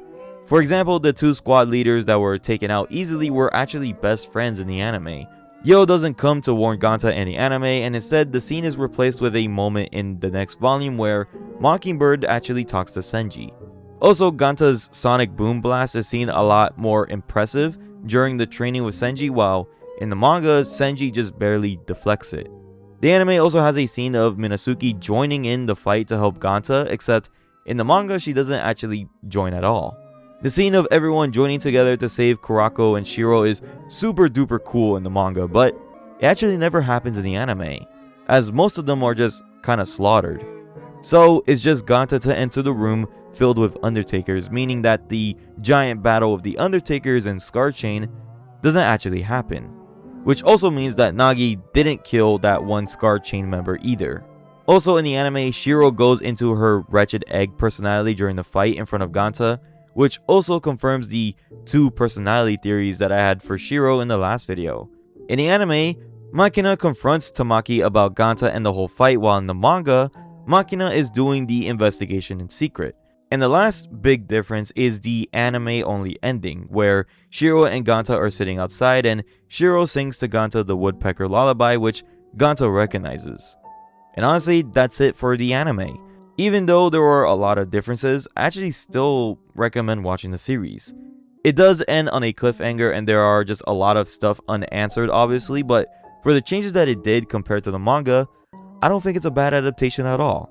But now we're going to be covering the volumes after the Deadman Wonderland anime, and hopefully it's just as good as the first 5. The series continues 1 week after Nagi's death. Ganta has spent the entire week in solitary confinement and is finally released. The data has been leaked to the media, exposing the existence of the dead man and everything that has been happening inside Deadman Wonderland to the entire world. The prisoners from the other wards are sent back to their cells as they gossip about the rumors spreading about G-Ward and the dead man. Back in his room, Ganta reunites with Shiro, but something seems off. He can't even taste the snack that Shiro gives him. Shiro runs off crying to Yo and Minasuki thinks that insulting Ganta with a bunch of nasty names will somehow cheer him up. Shiro says that whenever Ganta isn't happy, her chest starts to tighten. Just then, Choplin walks in and immediately says that Shiro is in love. She explains that helping girls in love is her specialty, so she decides to teach Shiro how to cook. According to Choplin, nothing compares to a homemade meal. Shiro gets excited and then starts cooking, but the finished dish looks completely alien. Choplin grabs Masu as the taste tester, but the food is so bad that it even knocks him out. Meanwhile, Ganta and Senji are hanging out together. Senji complains about a strange smell, but Ganta can't even smell anything. Senji then notices that Ganta has lost a lot of weight since he barely eats anymore. He asks Ganta how he's been dealing with Nagi's death. Ganta says that there was nothing anyone could have done. He tells Senji that he has to keep on moving forward for both Nagi and Karako, so he has no choice but to get over it. However, Ganta admits that he's scared. Nagi died a week ago, yet everyone is already living like nothing has happened. He's terrified by how the days never seem to change. Senji reminds Ganta that what they saw on the news is Nagi changing the world. Ganta just can't see it yet. We then cut to Azami receiving a medical examination. While she's there, she notices a giant syringe. Tamaki's assistant reassures her that it's only a booster shot. However, we flash back moments later to Makina speaking with Azami. Makina explains everything about G-Ward and the Deadman to her, and most importantly, she tells Azami that she's on the list of compatible candidates. Makina gives Azami a GPS watch, so she'll always know exactly where Azami is. Back in the present, Azami receives the injection. Later that night, Ganta can't sleep because of a sharp pain in his chest. He wonders if it's because of the powerful blast that he used against Genkaku. Unable to sleep, Ganta decides to take a walk. He finds Shiro in the kitchen making food while Minasuki, Choplin, and Masu are just fast asleep. As Ganta quietly walks away, he overhears Shiro saying, "I hope this will cheer Ganta up." Ganta returns to bed, and the next morning, he wakes up and finds Shiro asleep on the floor with a tray of food beside her. Shiro wakes up and apologizes because the food doesn't look very good. Ganta takes a bite and then tells her that it tastes really good. Shiro is relieved, but her stomach starts to growl. Ganta decides that they should just share the meal together, and the two of them share a genuinely wholesome moment. We cut to the prison cafeteria. One of the prisoners developed a huge bump on his arm. Inside the syringes, we see a tiny bug-like organism that resembles a virus. We then jump 1 month later after the existence of the Deadman had been leaked to the public. Major Aoi says that he can't keep his superiors quiet any longer. Tamaki responds by saying that tomorrow's press conference will feature the first public appearance of the Ninbin. As he says this, he's shown holding a strange mask. We cut to Azami, who's feeling a little feverish but continues training her pet armadillo named Kincho. Kincho jumps through a flaming hoop, and suddenly, someone applauds from the performance. It's Ganta. Now that the Deadmen are no longer being hidden, the prisoners from G-Ward are allowed above ground. We see Senji and Hitara enjoying the outside world while Makina questions why Tamaki would even allow the Deadmen to roam free above ground. Ganta and Azami catch up. Azami reveals that she works at the circus, and she immediately notices how much Ganta has changed. Suddenly, a group of prisoners start using Kincho like a ball. When Azami tells them to stop, they throw Kincho all the way to the top of an extremely tall pole. Ganta tells Azami to stand back. He uses his branch of sin to launch Kincho off the pole and then safely catch him in his arms. The prisoners panic and then run away, believing Ganta is a monster. Ganta returns Kincho to Azami before telling her that she should leave. If people see her around them, they'll think that she's a dead man too. Azami doesn't care though. She gives Ganta a star-shaped band-aid for the cut on his hand. However, Ganta notices that Azami is bleeding as well. So instead of using the band-aid on himself, he gently places it on Azami's wound instead. That instantly makes Azami blush. She quickly tries to run away, feeling embarrassed. However, she nearly collapses because she suddenly starts burning up with a fever. After gathering herself up, Azami tells Ganta that he should watch Kincho while she heads to the infirmary. Back with Ganta and Senji, they continue their training. However, Ganta's chest continues hurting. Shiro even tries to use a branch of sin herself, but nothing seems to happen. Still, while nobody is paying attention, a little bit of branch of sin quickly wiggles out of her arm. Feeling excited, she tries to show everybody, but every television then turns on. Tamaki is broadcasting live from a press conference. He publicly apologizes for hiding the existence of the Deadman. However, he claims that he concealed the truth because Deadmen are incredibly dangerous individuals, with the ability to manipulate their own blood. To put it bluntly, they're no longer human. They're dangerous beasts. Tamaki explains that Deadman Wonderland has been studying these individuals, but from now on, everything will be made public through their new program, Carnival Corpse. Behind Tamaki is a giant cage, and inside are two prisoners standing across from each other, with one of them wearing the mysterious mask that Tamaki showed them earlier. The other prisoner activates his branch of sin and then forms it into a weapon before charging forward. However, the masked figure responds by creating a snake out of their branch of sin, and the snake bites the prisoner on the shoulder. Almost instantly, the prisoner's shoulder begins swelling and bubbling uncontrollably. The masked fighter calmly touches the swollen area, causing the prisoner to explode. The audience watches in horror, and everyone watching the livestream is left speechless. Tamaki proudly declares that this is the true nature of a dead man. They're nothing more than crazed, bloodthirsty animals. Makina watches the broadcast in disgust, realizing Tamaki is simply just trying to justify his own private arena of death. Meanwhile, Kincho desperately tries scratching at the wall, trying to reach the television, and that's when we see that the masked fighter is wearing the same star-shaped sticker that Ganta gave to Azami. Tamaki's assistant comments that the masked fighter adapted much faster than expected, and the masked fighter removes the mask, revealing that it was Azami all along. This new arc is looking very, very promising, and honestly, I really wish that the anime adapted this arc. However, the only problem would be just introducing the characters that didn't show up till now, so Azami and Choplin. Especially later on, because Choplin is used a lot more. But it makes a lot more sense and just a lot more emotional that the first Nimbin revealed is someone that we've already seen before instead of just a brand new character getting introduced. Kinda why I think instead of a season 2, an animation studio should just buy the rights and then reboot this series entirely and just include Azami and Choplin in the beginning. The series continues with Ganta and Senji left in shock after what they just witnessed. Suddenly, Mockingbird enters the room and explains that the masked person was a Nimbin, an artificial dead man. Senji immediately tries to attack Mockingbird, but the Mockingbird easily dodges the strike. He then grabs onto Senji and then tells him that he isn't there to fight, but that it was nice to see how much Senji still loves him. Senji is stunned because back then, Mockingbird was an even stronger fighter than he was, and he was even known as the ultimate dead man. Mockingbird licks Senji's branch of sin before walking over to Ganta and asking if he could lick his as well. Shiro immediately shoves him out of the way, so Mockingbird decides to properly introduce himself to Ganta instead. Mockingbird explains that the Nimbins were created for the people. The dead men then throw a celebration for Mockingbird's return, where everyone is drinking and talking and just having a great time. Mockingbird flirts with Choplin, Minasuke plays with Kincho, and Senji shows off his muscles, only to get booed out of the building. We cut to Ganta sitting beneath a tree outside when Mockingbird approaches him. Ganta tells him that the Nimbins reminded him of the dead man. Mockingbird says that they do look similar, but only on the surface. He explains that the wretched egg is one of a kind, the beginning and the end of all sins. He leans towards Ganta and then says, "Think back, Woodpecker. The wretched egg is..."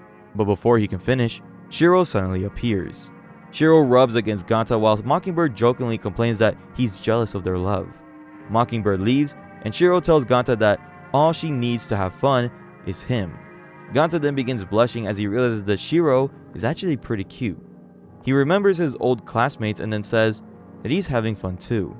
The next morning, however, everyone wakes up to find a Nimbin mask lying beside them with the words, "Today's Carnival Corpse," and a room number written on it. Senji, Ganta, Minasuke, Choplin, and even Hitara all received the mask. Meanwhile, Tamaki's assistant discovers that the wretched egg is hiding among the dead men and that they know her identity as a young girl. Tamaki doesn't want to rush things though. He says that as long as they can stop Mother Goose, then they'll be able to draw the wretched egg out. However, there's no guarantee that another Great Tokyo earthquake would ever happen again. The dead men flip over the mask and discover cruel, deeply personal messages written inside them. Minasuke's message mocks the fact that her mother abandoned her. Senji reminds him that he killed 4 of his own friends. Choplin is accused of pretending to be a slut to hide her ugliness, and Itaro's message brings up his broken daughter. Finally, Ganta's message reads, "Lots of friends, loved by a red man. Thanks to that, lots of severed heads." Feeling enraged, the dead men charge towards the Carnival Corpse arena. They open the vault doors and find nothing but complete darkness. Masks begin floating eerily through the air, but when the lights turn on, 4 Nimbins are revealed to be hovering over them. They slowly descend to the ground as their bodies twist unnaturally. Tamaki then begins his broadcast. He officially starts Carnival Corpse, announcing that the battle is now being broadcasted live to the entire world. The fight immediately begins as Tamaki orders the Nimbins to kill.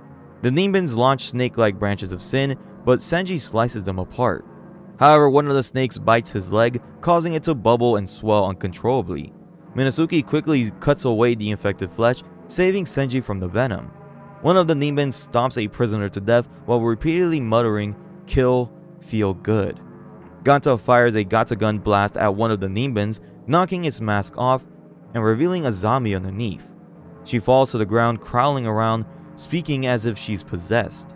As the battle continues, Ganta freezes in shock. A venomous snake rushes straight towards him, but just before it reaches him, the snake is sliced in half. Tamaki is shocked to see that the person responsible is still alive, the winner of the carnival corpse from 2 years ago, the only dead man to ever face the wretched egg, Mockingbird. Mockingbird declares that he'll blow the Nimbins away with the power of love. His branch of sin allows him to copy the abilities of other dead men, so he recreates Senji's giant scythes due to him licking his branch of sin.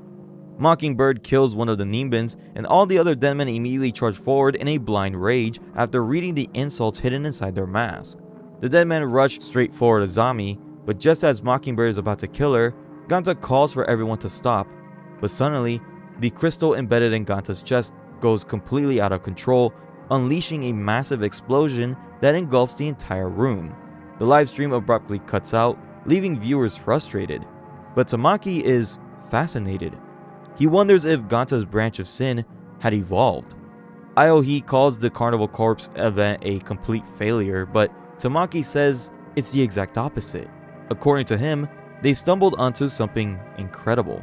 Ganta wakes up to find that Azami is still alive, but someone suddenly screams at him.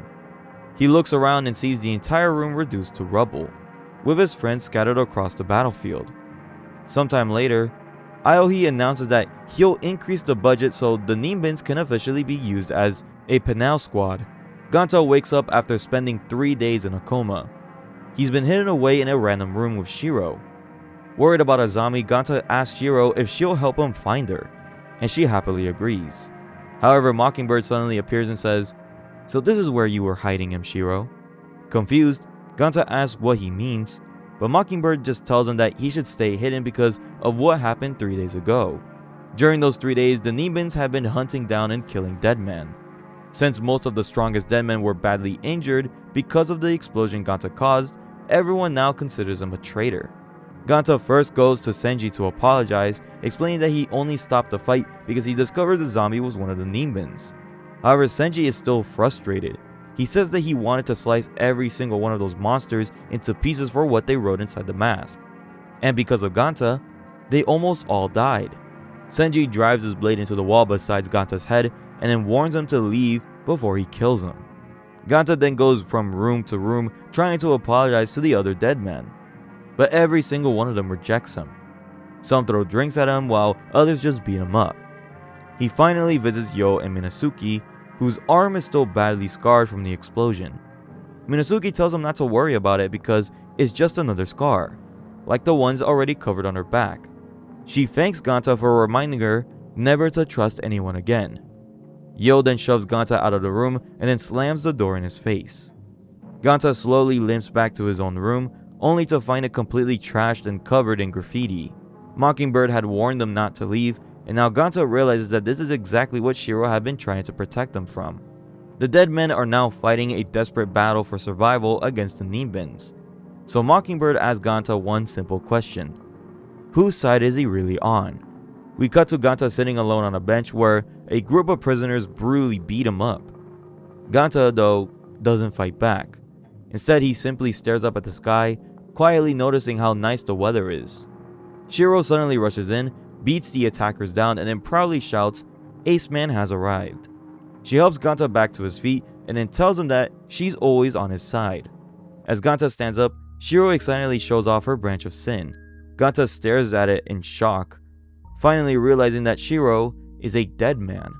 And this leads to one of the worst endings to a volume I've read in the series. Ganta screams at Shiro to go away. He says that he doesn't want any help from a dead man. Shiro doesn't understand, but Ganta tells her that he hates her now. Shiro collapses on the ground crying as the volume ends with Ganta walking away close to crying. And I hate these types of plot lines. I hate the I gotta save them by making them hate me plot lines.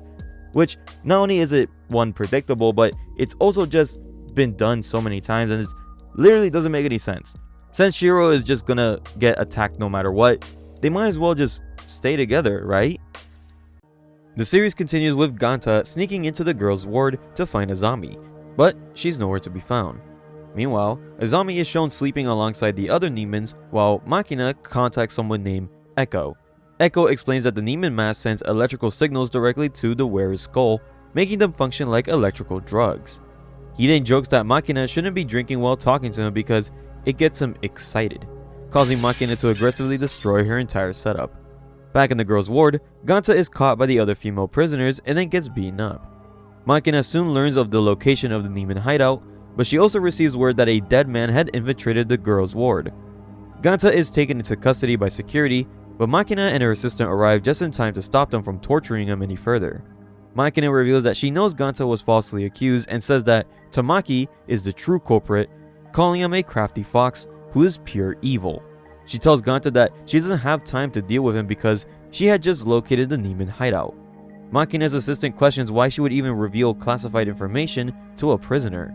But before anyone can react, Ganta uses his branch of sin to break free of his restraints.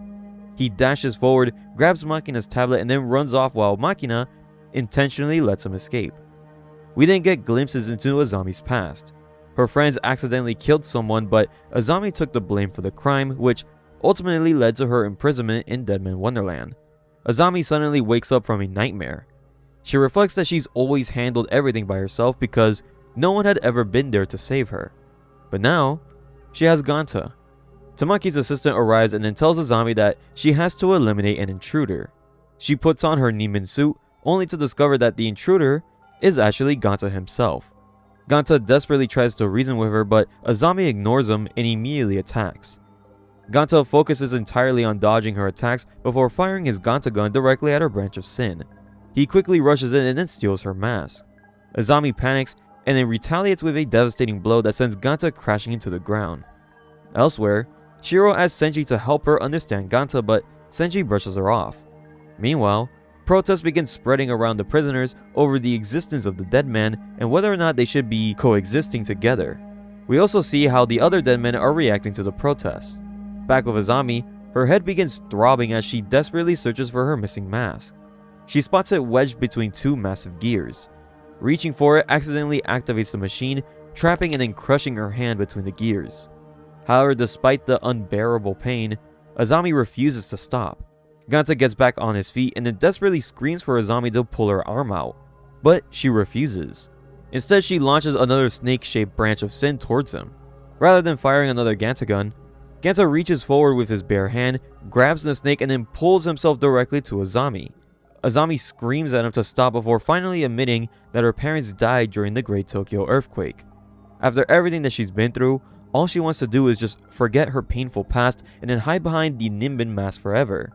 Ganta refuses to let her do that though. He tells her that he hates seeing his friends cry. Finally breaking down, Azami cries out, "Help me." Ganta immediately fires a Ganta gun, destroying the gears and then freeing her hand.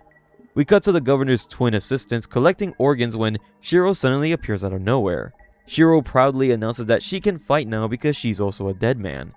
But the twins simply tell her that she'll just end up dead if the Nemons catch her. Shiro's confused because she didn't even know that the Nemons were hunting down dead men. As she walks away, she slowly realizes that Ganta may have been trying to protect her all along.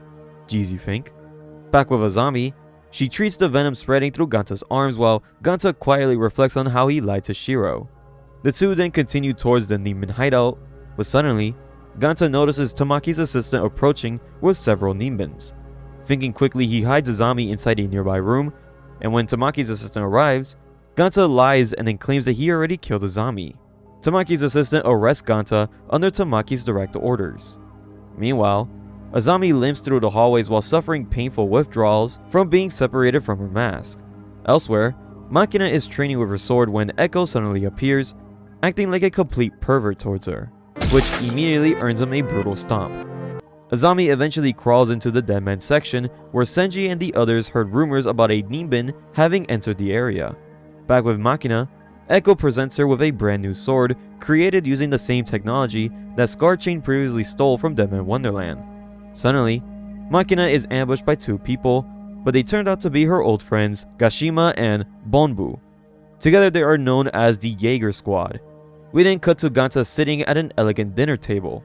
A servant cleaning up a small mess is immediately kicked out before Tamaki, seated at the far end of the table, warmly invites Ganta to eat whatever he wants.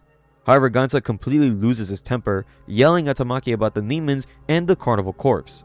Tamaki calmly responds that while he did create the Nimbins, Carnival Corpse wasn't actually his idea, it was the governor's. And according to Tamaki, the governor wanted to find a specimen powerful enough for the wretched egg to play with because the governor himself was the one who created the wretched egg. Tamaki then reveals an even bigger secret. He explains that Ganta has a direct connection to the wretched egg. Not only were they connected through the school massacre, but 15 years earlier, Ganta's mother worked at the National Disease Prevention Center under the governor himself, Hagire. Their medical research ultimately gave birth to the wretched egg. That also means that Deadman Wonderland is the very place where Ganta grew up in and where the wretched egg was born. Ganta begins panicking after hearing the truth, but Tamaki tells him that they actually share the same objective. Everything Tamaki has done has been for one purpose: killing the Red Man. He tells Ganta that he needs his help to eliminate the wretched egg. Back with Azami, Senji and the other Deadmen finally find her and demand to know why she isn't fighting back. Azami tells them that she doesn't want to be a Neiman anymore, and that Ganta needs their help. But none of the Deadmen are willing to help him. Suddenly, Shiro drops down through a vent and immediately asks where Ganta is. She and Azami prepare to leave, but the other Deadmen block their path, saying Azami still has to pay for everything that was written inside their mask.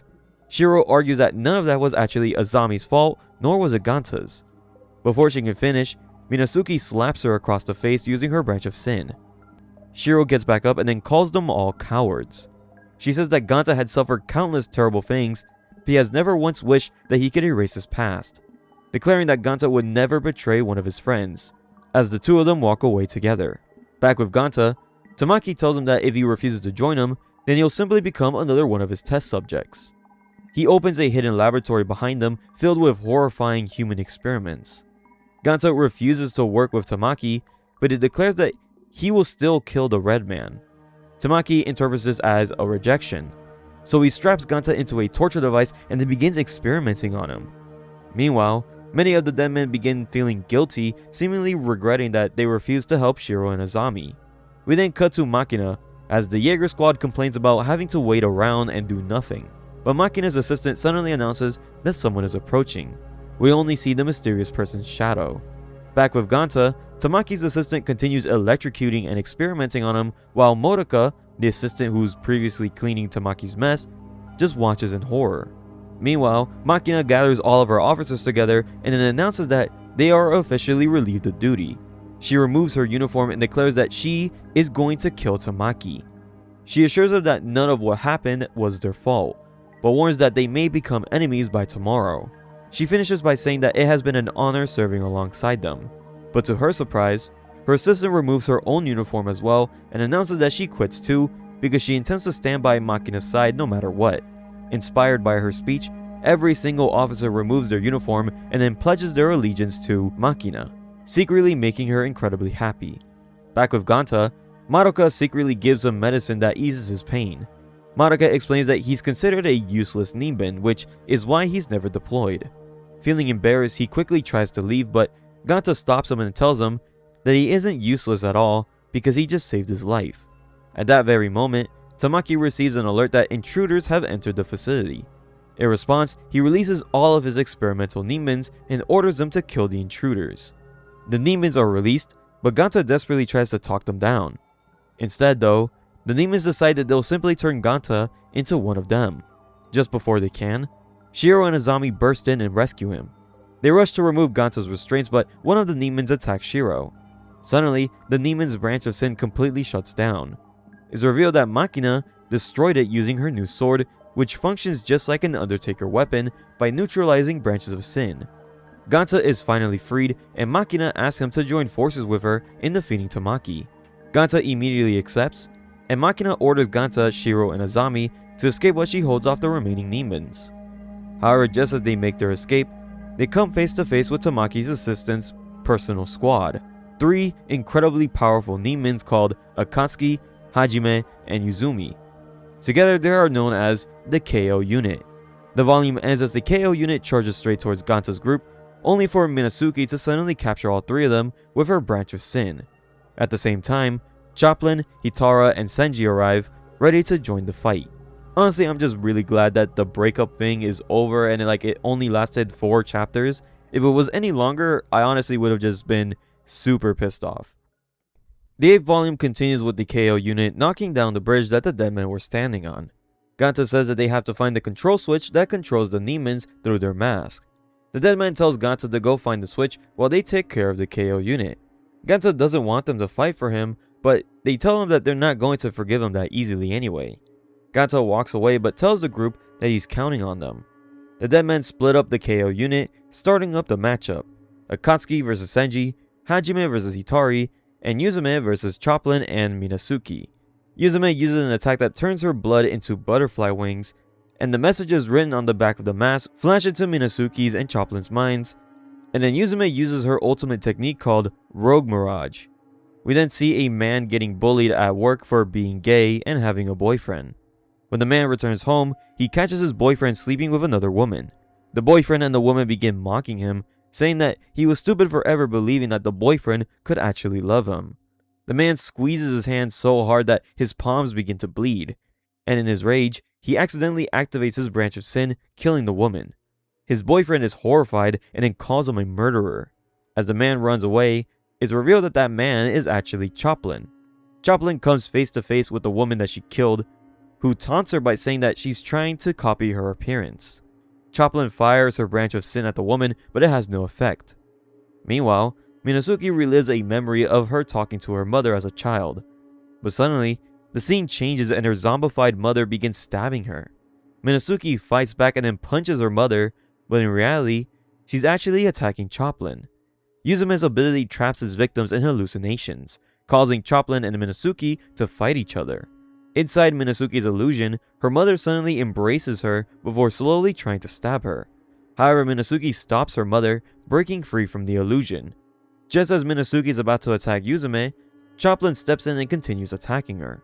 Chaplin relentlessly attacks Minazuki, while Minazuki finally kicks Chaplin straight in the crotch. As ridiculous as it is, it works, snapping Chaplin out of the illusion. Yuzume gets furious and prepares to use another illusion, but Minazuki realizes something about Shiro's speech. She realizes that she doesn't have to hate herself anymore, and neither does Chaplin. Together, Chaplin and Minazuki combine their branches of sin and officially defeat Yuzume. We then flash back to Hitari after the Great Tokyo earthquake. He is informed that his daughter was involved in a terrible accident. Back in the present, Hitari is being attacked by Hajime, which is a small boy. Hitara says that his daughter would never believe something like this. It's then revealed that Hajime is actually a pair of twins. The twins chain up Hitara and prepare to impale him with giant icicles. Hitara's daughter suddenly points out that the criminals are actually over 30 years old, which confuses the twins because she's right. Meanwhile, Makina is struggling to take down the large number of demons, but the rest of the Jaeger squad arrive just in time to help her eliminate them. Back with Ganta, he plans to destroy the control switch, although he isn't sure whether it would affect the KO unit. Suddenly, he runs into Moroka. We return to Hitara, who is now completely beaten and covered in blood. Despite his injuries though, he says that he doesn't want to regret anything anymore. He declares that the children deserve proper education and protection. The twins become furious because they just want to play forever. They unleash one final attack that hits Hitara in the stomach. The impact knocks Hitara's headphones off, and one of the twins puts them on, expecting to hear a little girl's voice, but hears nothing at all. We flash back to Hitara watching old videos of his daughter, but someone interrupts him, saying to stop wasting electricity and reminding him that he should be grateful that she's even alive. Hitara visits his daughter in the hospital where she says that she's become the very thing that her father hated most. She stands up and then tells him that his classroom voice makes her sick, as we see that much of her face has been horribly burnt. She begs her father to insult her, but Hitaro just refuses because he truly doesn't think badly of her. She suddenly swings a fork at him, stabbing him in the eye. However, Hitaro calmly removes the fork and then simply tells her to eat her food. Moments later, Hitaro's daughter sets her bedsheets on fire, taking her own life. Her final words to her father are, "Good night." Back in the present, Hitaro finally wakes up after metaphorically sleeping for 32 years. He sets the room ablaze, killing the twins as he declares that he will be the last one standing.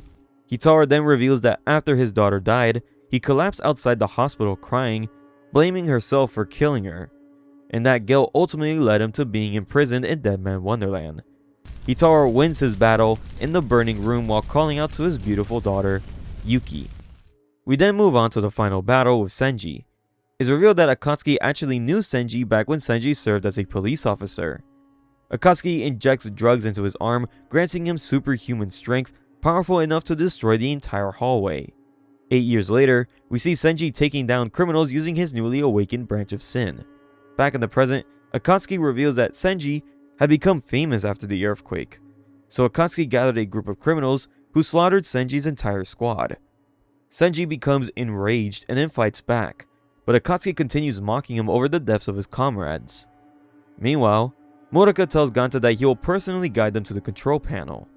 Senji uses his invisible black to slice off Akatsuki's arms, but Akatsuki immediately injects drugs into his leg, launching him up into the ceiling and then clinging on with his fingers. Akatsuki then tears down the ceiling, burying Senji in the rubble. We flash back to Senji receiving a threatening note saying that the criminals plan to kill Senji and the police. Senji tries to confront them alone, but his chief punches him in the stomach and then orders him to stay behind, while the other officers handle it themselves. When Senji finally reaches the scene, he finds every one of his officers, including his chief, brutally butchered. Back in the present, Senji slowly rises to his feet as Akatsuki prepares one final attack. Senji deliberately slices open his own chest to release more blood for his branch of sin. Thinking of Ganta, Senji smiles and then says that being a hero is a grown-up's privilege. Senji unveils a brand new technique, a gigantic sword formed entirely from his branch of sin. He charges forward and then slices Akatsuki clean in half before collapsing to the ground, victorious. Back with Ganta, Moroka leads him and the others to the control switch. However, Azami can't shake the feeling that she's seen Moroka before. Moroka tells Ganta that he admires him for standing up to Tamaki, because he could never do something like that himself. He calls Ganta strong, pure, and honest. Then, Azami suddenly realizes that Moroka is actually part of the KO unit. Moroka looks at Ganta and quietly says, "If I don't kill you, the world will never be happy," as their battle begins. Moroka claims that he wants to help people, which is exactly why he has to kill Ganta with kindness. Shiro and Azami rush in to help, but Moroka uses his branch of sin, Claws of Kindness, injecting poison into their bodies that instantly paralyzes them. Moroka slices Ganta and activates another ability that causes Ganta's brain to experience pain as though he had just been hit by a speeding truck. As Ganta crashes into the wall, he fires a Ganta gun at the control switch, destroying it. However, Moroka calmly reveals that the control system had already been transferred to Tamaki's headset. Ganta punches Moroka to the ground, but Moroka simply smiles, saying that pain makes him happy. He tells Ganta that he's much better suited for misery as the poison begins spreading through Ganta's body. Moroka claims that if Ganta truly wants to save his friends and the demons, then he must bear everyone's suffering. Shiro's paralysis finally wears off, and she fires a massive branch of sin blast at Moroka, but she misses. Moroka then brutally attacks Shiro's entire body while forcing Ganta to watch. Meanwhile, the twin butlers deliver body parts of 20 different dead men, and it's revealed that they're delivering them to Mockingbird, who comments that Shiro is about to regain her pain, emotions, and senses. Ganta desperately begs Moroka to stop hurting Shiro and kill him instead. Moroka realizes that Shiro means more to Ganta than Ganta values his own life, meaning killing Shiro would cause Ganta the greatest possible suffering. Moroka shatters Shiro's leg and ankle, causing her to collapse unconscious from the pain. We flash back to the very first time Ganta and Shiro met. Ganta begs his mother to take him home, but she says that she still has a lot of work to do. Ganta wanders outside and finds Shiro crying alone. He walks up to her and then blurts out how incredibly white she is, making Shiro feel awkward. However, Ganta quickly follows it up by telling her that he thinks she's very pretty. Ganta asks to see her hand and then draws his symbol onto her palm, telling her that she is now his treasure. Back in the present, Mockingbird quietly says, "How many times is Ganta going to kill the Shiro that he knows?" Ganta kneels beside Shiro in tears as we see Shiro's inner thoughts. Inside Shiro's mind, a younger version of herself meets the Red Man. The Red Man tells little Shiro to go to sleep so she can take all of Shiro's pain and power for herself. However, younger Shiro eventually grows into the Shiro of today and decides that if she has to feel pain or even die for Ganta, then she gladly will. Modoka prepares to finish both Ganta and Shiro, but Ganta turns around as the red crystal in his chest begins glowing, as his branch of sin evolves. Modoka tries to launch his branch of sin, but Shiro launches her own, which cancels it out. Together, Ganta and Shiro combine their branches of sin to create one giant massive blast that completely defeats Modoka. Ganta then holds Shiro in his arms, and the two finally confess their love for one another. Suddenly, Azami receives a call from Makina. Azami informs her that the control switch had been destroyed, but control has already been transferred to Tamaki. Makina then sends Azami Tamaki's coordinates, but Ganta grabs the coordinates and then declares that he no longer cares about saving everyone anymore. If people are like Modoka, then he doesn't care whether they're Nemons or Tamaki. He'll kill them all for Shiro. He then asks Azami to look after Shiro before heading towards Tamaki's location. Meanwhile, Mockingbird continues attaching new body parts to himself using his branch of sin, but remarks that he still needs more. The twins offer to accompany him, but Mockingbird simply says, "It smells like her." It seems Mother Goose can't put her to sleep anymore. Maybe that's why she brought Ganta to Deadman Wonderland. Meanwhile, Azami checks on Shiro. Suddenly, Shiro wakes up with a sinister grin and then says, "Now that she is apparently dead, I am free." The volume ends with Mockingbird leaving alongside the twins, saying that they need to reach her before the wretched egg kills Woodpecker. Honestly, even though this volume was filled with non-stop action, I didn't really like the KO unit that much. The lore of Choplin, Hitara, and Senji are super cool to learn, but the KO unit were just uninteresting, and I wanted to learn more about Modoka than the other three. All we had from his backstory was that he was bullied by people, but instead of hating it, he actually liked getting bullied. But the final chapter was honestly the best chapter in this whole volume, and in my opinion, it's leading to a lot of super cool stuff for the best volume in the entire series, which is the next volume. The 9th volume of the series starts with Tamaki scolding his assistant for the failure of the KO unit. Tamaki hears a noise behind him and then tells a Neiman that it's feeding time. The Neiman then jumps into a pool of unknown liquid. Tamaki says that the Neimans, humans, Deadman, and even the wretched egg are all just food for the young one, as we see something massive lurking beneath the surface of the pool. Tamaki tries to enter his room, but suddenly, bombs begin going off throughout the G-Ward as the Deadmen are being escorted away. However, Tamaki makes it to his office and then orders the Neimans to fight back against Makina's squad. The battle begins between the prisoners and the Neimans as they receive help from Makina and the rest of the Jaeger squad. As the Deadmen attempt to escape, Kincho jumps out of Yo's arms and then runs away. Back with Azami, she asks Shiro, "Who are you?" "You're not Shiro." Suddenly, Mockingbird enters the room clapping, saying that she needs all of her strength and beauty even if Mother Goose is off playing. Shiro gets up and then wonders if there's another verse to the lullaby. She suddenly becomes angry and asks where Ganta is heading, vowing to kill him. Azami steps in front of her, unleashes her branch of sin, and then charges straight towards Shiro. Meanwhile, Tamaki's assistant detects someone approaching her location and then releases the young one, who turns out to be a bunch of Neimans all combined together into one giant blob. Suddenly, someone Tamaki's assistant never expected arrives in the room. We cut to Ganta limping through the hallway when he finds the room where Tamaki is supposed to be.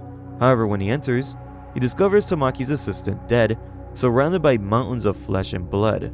Ganta realizes that it looks just like that day of the massacre, and then realizes that the Red Man is here, which also kind of ruins the build up to the young one, which gets like maybe one panel of screen time. Tamaki grabs all of the research data on the Nemans and the wretched egg and prepares to escape on a helipad. Suddenly, the office wall explodes as Machina and the rest of the Jaeger squad burst in to stop him. Machina arrests Tamaki for all of his crimes and illegal experiments at Deadman Wonderland, and even punches him in the face. Tamaki, however, says that it's not over because he's the one who started this game in the first place.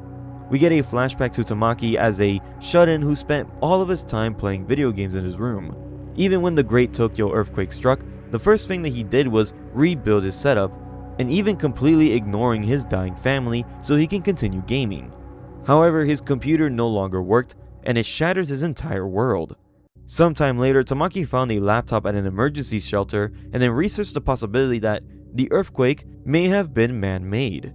And that's when his obsession began, treating reality like a typical video game. A destroyed world, a hero destined to save it, and a demon king that had to be defeated. Back in the present, Tamaki reveals that everything that he did was a necessary evil to discover why Deadman Wonderland had become ground zero for the Great Tokyo earthquake. Tamaki discovered that the earthquake 10 years ago was actually a man-made disaster caused by the wretched egg herself. He created the Nemans specifically to kill the wretched egg, while Machina destroyed those Nemans. So according to Tamaki, which one of them is really the villain? A helicopter then suddenly arrives and Tamaki prepares to escape. However, Machina reveals that that helicopter is actually there to transport him to prison. Suddenly, a massive explosion tears through the roof, destroying the helicopter before it can land. The twins and the Mockingbird emerge from the hole, greeting Tamaki and announcing that they're taking all of the dead man samples that he collected. Tamaki screams at them to stop, but Machina quickly steals the briefcase containing all the research data. Mockingbird calmly says that he'll simply just win the data back, and then calls for someone to come out and play. The red man then slowly floats up through the hole as Tamaki immediately orders the Nemans to kill the wretched egg. The demons attack her with their poisonous snakes, but the poison has absolutely no effect on her. The wretched egg effortlessly wraps herself around one of her branches of sin before Machina orders the guards to attack. The wretched egg immediately begins slaughtering the guards.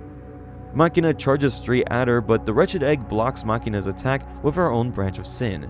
She then creates a massive tornado across the rooftop as Tamaki desperately wonders why neither the Undertaker weapon nor the demon poison worked against her. Mockingbird then reveals the truth. He explains that the data Tamaki stole was completely fake. The information on the wretched egg was entirely fabricated because Mockingbird knew that Tamaki had stolen it from his computer. However, Tamaki responds by saying that the data wasn't actually from his computer, it actually came from the director's computer. And at that exact moment, Tamaki finally realizes something. Mockingbird picks up a severed Neman head and then shoves his hand inside like it was a puppet. Tamaki then points his gun at Mockingbird saying that's impossible, he turned his head into a bowling ball. But Mockingbird used the severed head to say, the show must go on.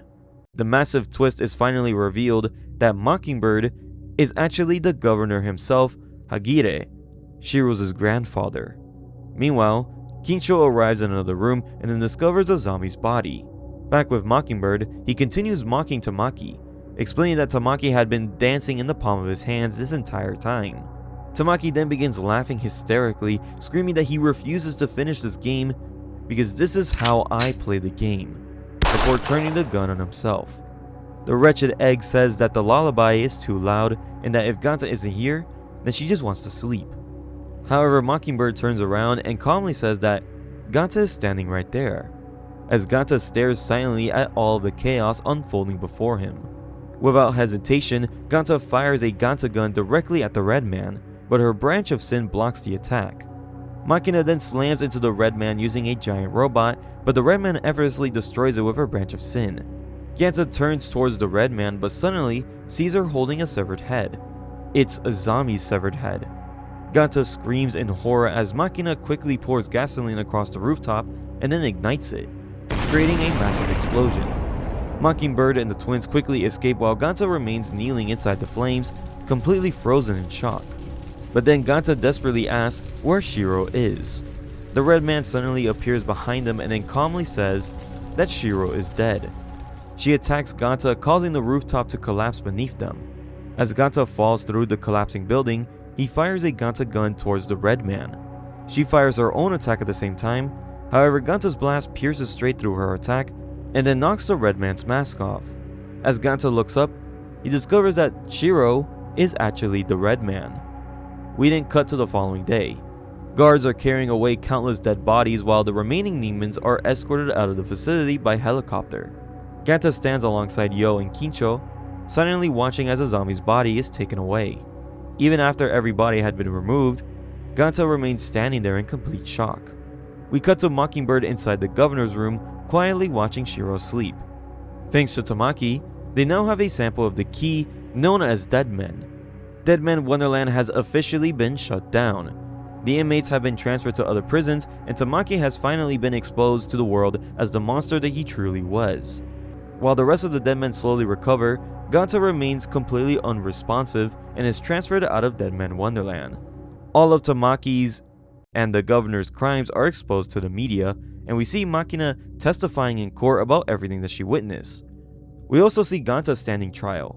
The judge announces that because of the cruel and inhumane conditions inside Deadman Wonderland, the court finds Ganta completely innocent. Ganta is finally set free. We also see Senji, Yo, and Hitara being released as well. Later, a group of investigators enter the abandoned Deadman Wonderland to document their findings. As the guards carefully search the building, Mockingbird is silently clinging to the ceiling above them like a spider. Mockingbird crawls down and then begins slaughtering every single guard there, and then joining him is Shiro. The volume ends with a narration from Ganta.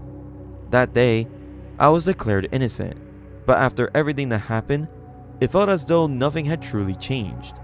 Just like that laughter echoing inside a hollow me. The series continues with footage of Hagide and Shiro slaughtering the Special Defense Team from the last volume. It has been 2 months since the incident, and Japan's Special Defense Force is reviewing the footage, with Makina also present. Makina explains that they're preparing a countermeasure against Shiro and Hagide. We then see what everyone has been doing over the past 2 months. Yo frequently visits Minasuki in prison, Hitara visits his daughter's grave, Choplin has been transferred to a men's prison and had her head shaved off, and Senji has been searching for a job but keeps on getting rejected. Ganta has spent the last 2 months in foster care where everyone treats him like a freak. Makina's assistant calls her to inform her that the Deadman Task Force has officially placed Makina in full command of the operation.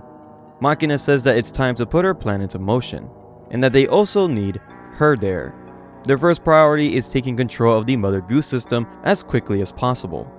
We then see this mysterious her visiting each of the dead men one by one, and when she finally reaches Ganta, it's revealed to be Karako. Karako tells Ganta that she's gathering all of the dead men together to investigate Deadman Wonderland. She says that she'll explain everything at the large meeting the following day and invites him to come along. However, Ganta refuses. He just wants to forget everything about Deadman Wonderland. He tells Karako that she, of all people, should understand since she had to deal with the same thing after Nagi's death. Ganta immediately realizes that he crossed the line, but Karako tells him that he's right. She says she looked the other way because she loved Nagi, but eventually she couldn't keep doing that anymore. Meanwhile, Hagide walks up to an egg-like machine and begins testing different branches of sin, including Nagi's. However, his arm suddenly turns completely black, meaning that the branch of sin is wrong. Hagide has tested 4 different branches of sin that day, but still can't determine the nameless worm sequence that serves as the key, even after using all of Tamaki's data samples. The twins ask if it's really necessary to completely shut down the Mother Goose system. Why can't Shiro just simply kill Ganta? Hagide then explains that Shiro's power is still being restrained by the Mother Goose, so he must first lift the curse placed upon Shiro herself. Ganta sits alone in the rain, desperately trying to forget Shiro, but he can't. And at the same time, Shiro is struggling with the exact same thing, as we see her inner thoughts battling against the wretched egg. The next day, Makina hosts a meeting and then tells all of the dead men that they're there because of the wretched egg and Hagide, the man responsible for creating the wretched egg. The dead men immediately protest because they don't want to return to Deadman Wonderland, but Makina reminds them that the wretched egg is the one who even gave them their abilities, their curses. We then see Ganta quietly sitting and joining the meeting. Makina tells everyone that they must return to Deadman Wonderland and stop Hagide and the wretched egg. 5 days later, Mayor Aoi provides Makina with a submarine to infiltrate Deadman Wonderland. Ganta thinks about whether or not he should go, but after looking at an old photo of his middle school friends, he finally makes up his mind. All of the dead men gather together, including the Jaeger squad and a new character named Yosuga, who personally knows Mockingbird. Just as they're about to depart, Ganta arrives, ready to join the mission. Before leaving though, Makina asks everyone to write down their wills and final words, as they might not be able to come back. Ganta simply tears his paper apart and declares, "I didn't come here to die. I came here to kill the wretched egg." A little later, Karako approaches Ganta and asks what changed. Ganta simply replies that he finally made up his mind. The submarine reaches Deadman Wonderland, but just as Ganta is about to step out, Shiro suddenly reaches in and says, "Welcome back, Woodpecker." She grabs Ganta and then pulls him upwards, making him break down in tears. The dead men are shocked, wondering how none of them even noticed Shiro was inside the submarine. Ganta cries out, "Why, Shiro? Why did you have to become the wretched egg?" Shiro responds by throwing the submarine high into the air before slamming it down onto the dock. The dead men are stunned to learn that Shiro is actually the wretched egg. Shiro walks up to Ganta and then tells him that the real Shiro is locked away inside her mind. Makina realizes that Shiro suffers from dissociative identity disorder, or DID.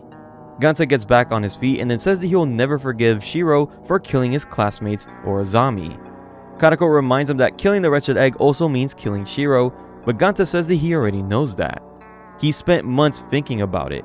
Shiro is his best friend, and that's exactly why he has to be the one to kill her. Ganta fires multiple Gata guns at Shiro, and they all connect. She collapses to the ground, bleeding heavily. And while Ganta cries over her dead body, her wounds immediately begin regenerating as she stands back up. She walks over to Ganta and then tells him that their playdate was boring, but she'll be waiting for the rest of that song. Shiro then runs away, but Itara stops Ganta from chasing after her, telling him that he isn't ready yet. This whole wretched egg control device, the Mother Goose system, the dead man key concept is really confusing right now, but hopefully it will all be explained in a easy to understand way. We then cut back to Hagire, who is stressing over the Mother Goose system and the missing key. He comments that if Ganta's mother, Sorare, was still alive, he'd cut her up into little pieces until she finally talks. Makina then explains the operation. Hidden within Deadman Wonderland is an ability suppressing device called the Mother Goose system, the same egg-shaped machine that we've seen Hagire use. Shiro's powers are constantly being suppressed because her natural abilities were powerful enough to cause the Great Tokyo Earthquake. Without the cage restraining her, there would be nothing left of Japan. The Mother Goose system acts as the central core of Deadman Wonderland, while the chorus blocks are scattered throughout the facility. Makina compares the chorus blocks to a stereo system. The central core emits the sound while the chorus blocks act as the speakers that spread it throughout the prison. In order to defeat Hagire, they need to turn the Mother Goose system volume up to its maximum output, forcing Shiro's powers back to sleep. However, to do that, they first need the key to unlock the system, the very same branch of sin that Hagire has been desperately trying to find. The group splits into 3 teams to search for chorus blocks, each of which contains information related to the Mother Goose system. Senji, Ganta, and Yosuga end up on the same team. Yosuga has almost no stamina and constantly refers to herself in the third person. She tells Ganta that the two of them are alike because she loved Mother Bird too, but everything eventually changed and she could no longer understand her. For some reason in this volume, and only in this volume, Yosuga calls Mockingbird a she, when in reality he's a dude, and everyone calls him a dude in the other volumes as well. Yosuga tells Ganta that he's afraid to. He no longer understands the person that he loves, and that's why he wants to kill her. Meanwhile, Hagire enters Shiro's room and then finds her laying naked in her bed, her body covered in countless stitches. Shiro mentions that Ganta's attack actually hurt her, but it wasn't the strange branch of sin that he used before, something Hagire finds very interesting. Kakaro discovers one of the chorus blocks, and so does Choplin and Minasuki. Choplin notices a piano and then tries to play it, but it doesn't produce a sound. Minasuki then discovers a hidden compartment inside the piano containing a diary written by Ganta's mother, Sorae, back in 2002. We then cut back to Hagire, who successfully uses Ganta gun with Ganta's branch of sin. However, when he attempts to use Ganta's second ability, it fails completely. Back aboard the submarine, Mike and his assistant ask why she lied about the operation. They both know that Hagire didn't actually create the wretched egg. Sorare did. Makina explains that she couldn't reveal that information in front of Ganta because he's at the very center of everything. Meanwhile, Hagide enjoys dinner before stating that since Mockingbird can't copy Ganta's true power, he'll simply just take Ganta's body over instead. Back in the submarine, Makina studies the Mother Goose system files along with records of the human experiments performed by Sorare. We then flash back to Ganta, Shiro, and Sorare celebrating Ganta's birthday. Sorare gives Ganta a neck warmer with his name stitched onto it. Shiro feels left out because she wants one too, but she doesn't even have a birthday. Sorare smiles and then promises that she'll make Shiro her very own neck warmer as the three of them continue celebrating together. Back in the present, Senji and Ganta retrieve another chorus block while Yosuga stands guard. Senji asks whether Shiro had always been the wretched egg, but Ganta says that he doesn't know anymore. It doesn't matter because he already decided that he has to kill her. Senji then reveals an old coin his chief once gave him. His chief told him that you can never truly know another person. People continue changing as they grow, and you're not a man if you stop trying to understand them. Senji hands Ganta the coin and then tells him that if it lands on heads, then everyone survives. And if it lands on tails, then everyone dies. Ganta flips the coin and then it lands on heads. Senji smiles and reassures him that no one is going to die. Back with Makina, she examines one of the chorus blocks and discovers that it only responds to a specific brainwave pattern based on the alternative personality created to seal away Shiro's identity. It's a type of biocomputer unlike anything that they've ever seen before. When Choplin and Minasuke return to the submarine, Makina begins reading Sora's diary. Meanwhile, Yosuga suddenly comes face to face with Hagide. Hagide recognizes Yosuga as Mockingbird's older sister and then tells her that the little sister that she once knew is gone. Although he never got around to removing her subconscious behavior, Hagide attacks Yosuga before smashing through the floor, revealing Senji and Ganta below. He orders Ganta to come with him peacefully, but when Ganta refuses, Hagide blasts him with his branch of sin. Senji charges in but is effortlessly defeated. Hagide prepares to kill Senji, but Ganta desperately begs him to stop, promising to come quietly if he spares Senji's life. Hagide accepts the offer and then remarks that he finally understands why Sorare made Ganta the key. As Makina continues examining both the chorus block and Sorare's diary, she uncovers a horrifying secret. The dark red liquid sealed inside the chorus blocks isn't just some mysterious substance, it's made from the ground up human remains of the wretched egg's own body.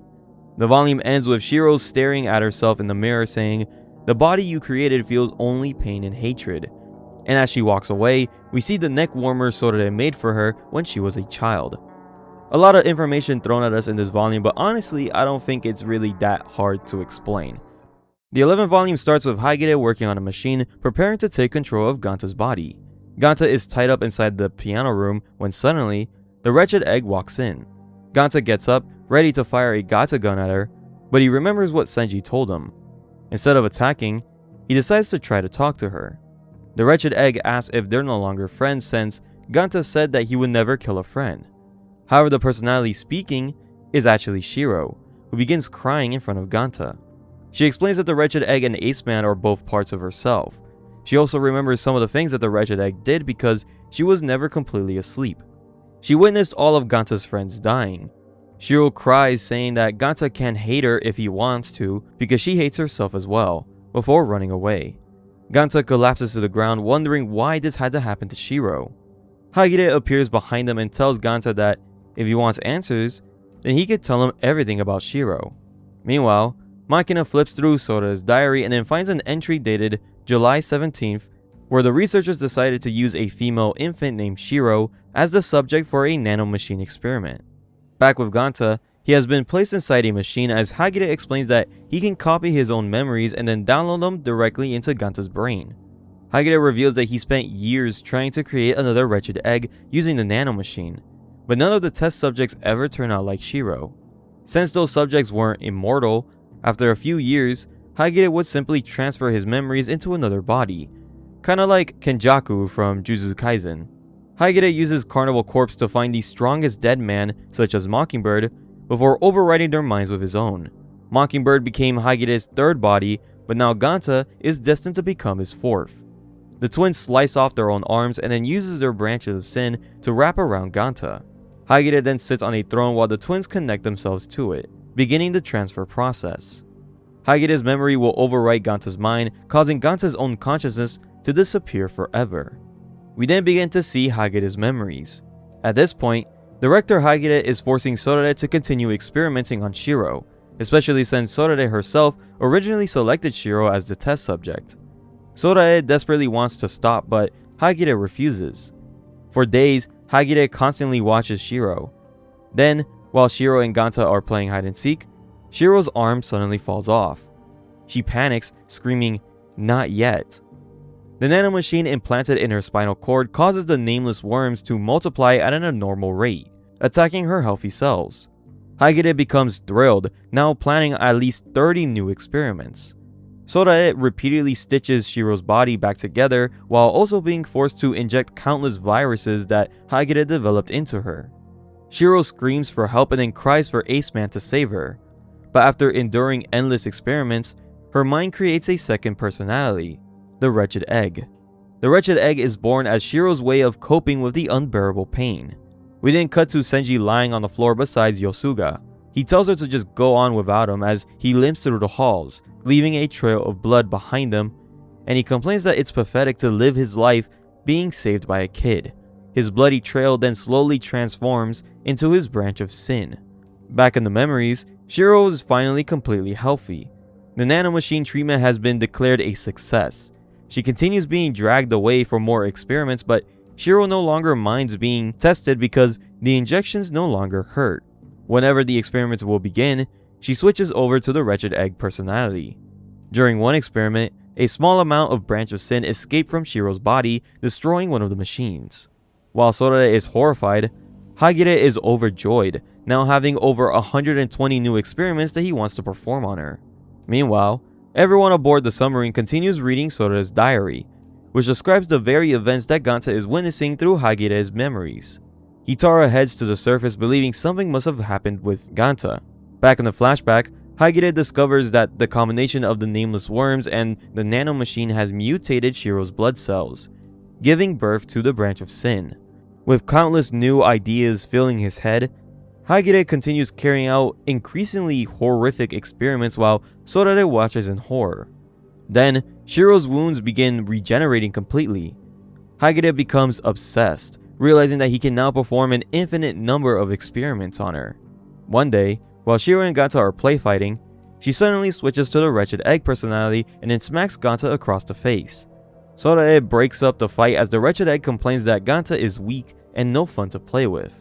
However, Ganta gets right back up and proudly declares that Aceman has resurrected. In the present, the Wretched Egg sits crying in the corner, calling out for Aceman because she doesn't want to remember anymore. Sorare is forced to perform even more horrifying experiments, including ripping pieces of Shiro's flesh and bones from her body only for them to regenerate moments later. The Wretched Egg sadly remarks, "You're so lucky, Shiro. When I call Aceman, he never comes." Days later, Sorare plays the woodpecker song on the piano for Shiro. However, those same notes are constantly played while the Wretched Egg undergoes more experiments. One day, Hagire prepares a test where Shiro must use her Branch of Sin against a moving target, which turns out to be a sheep.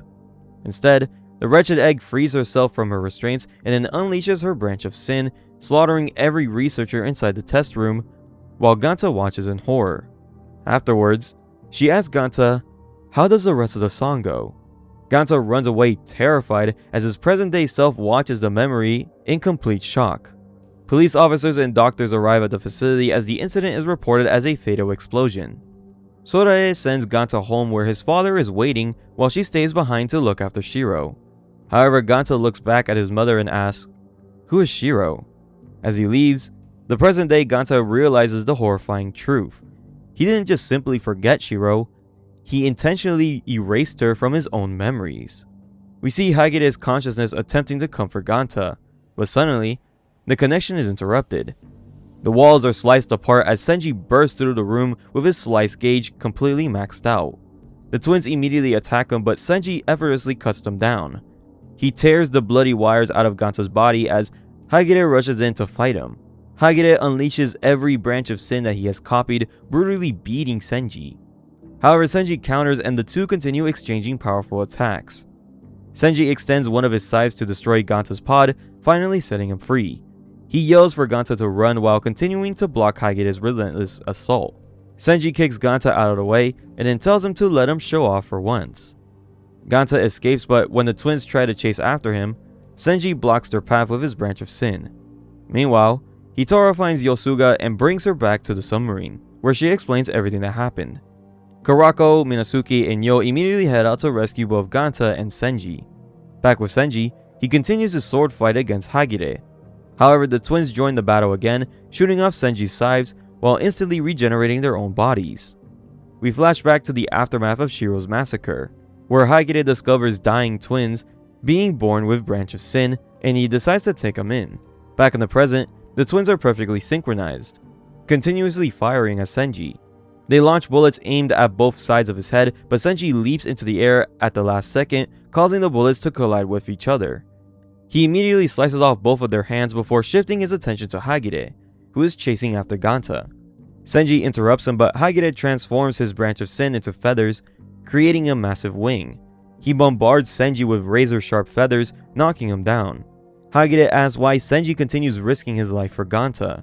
Senji answers that Ganta isn't just a good, honest kid. He's a miracle, as he grabs onto Hagire's ankles.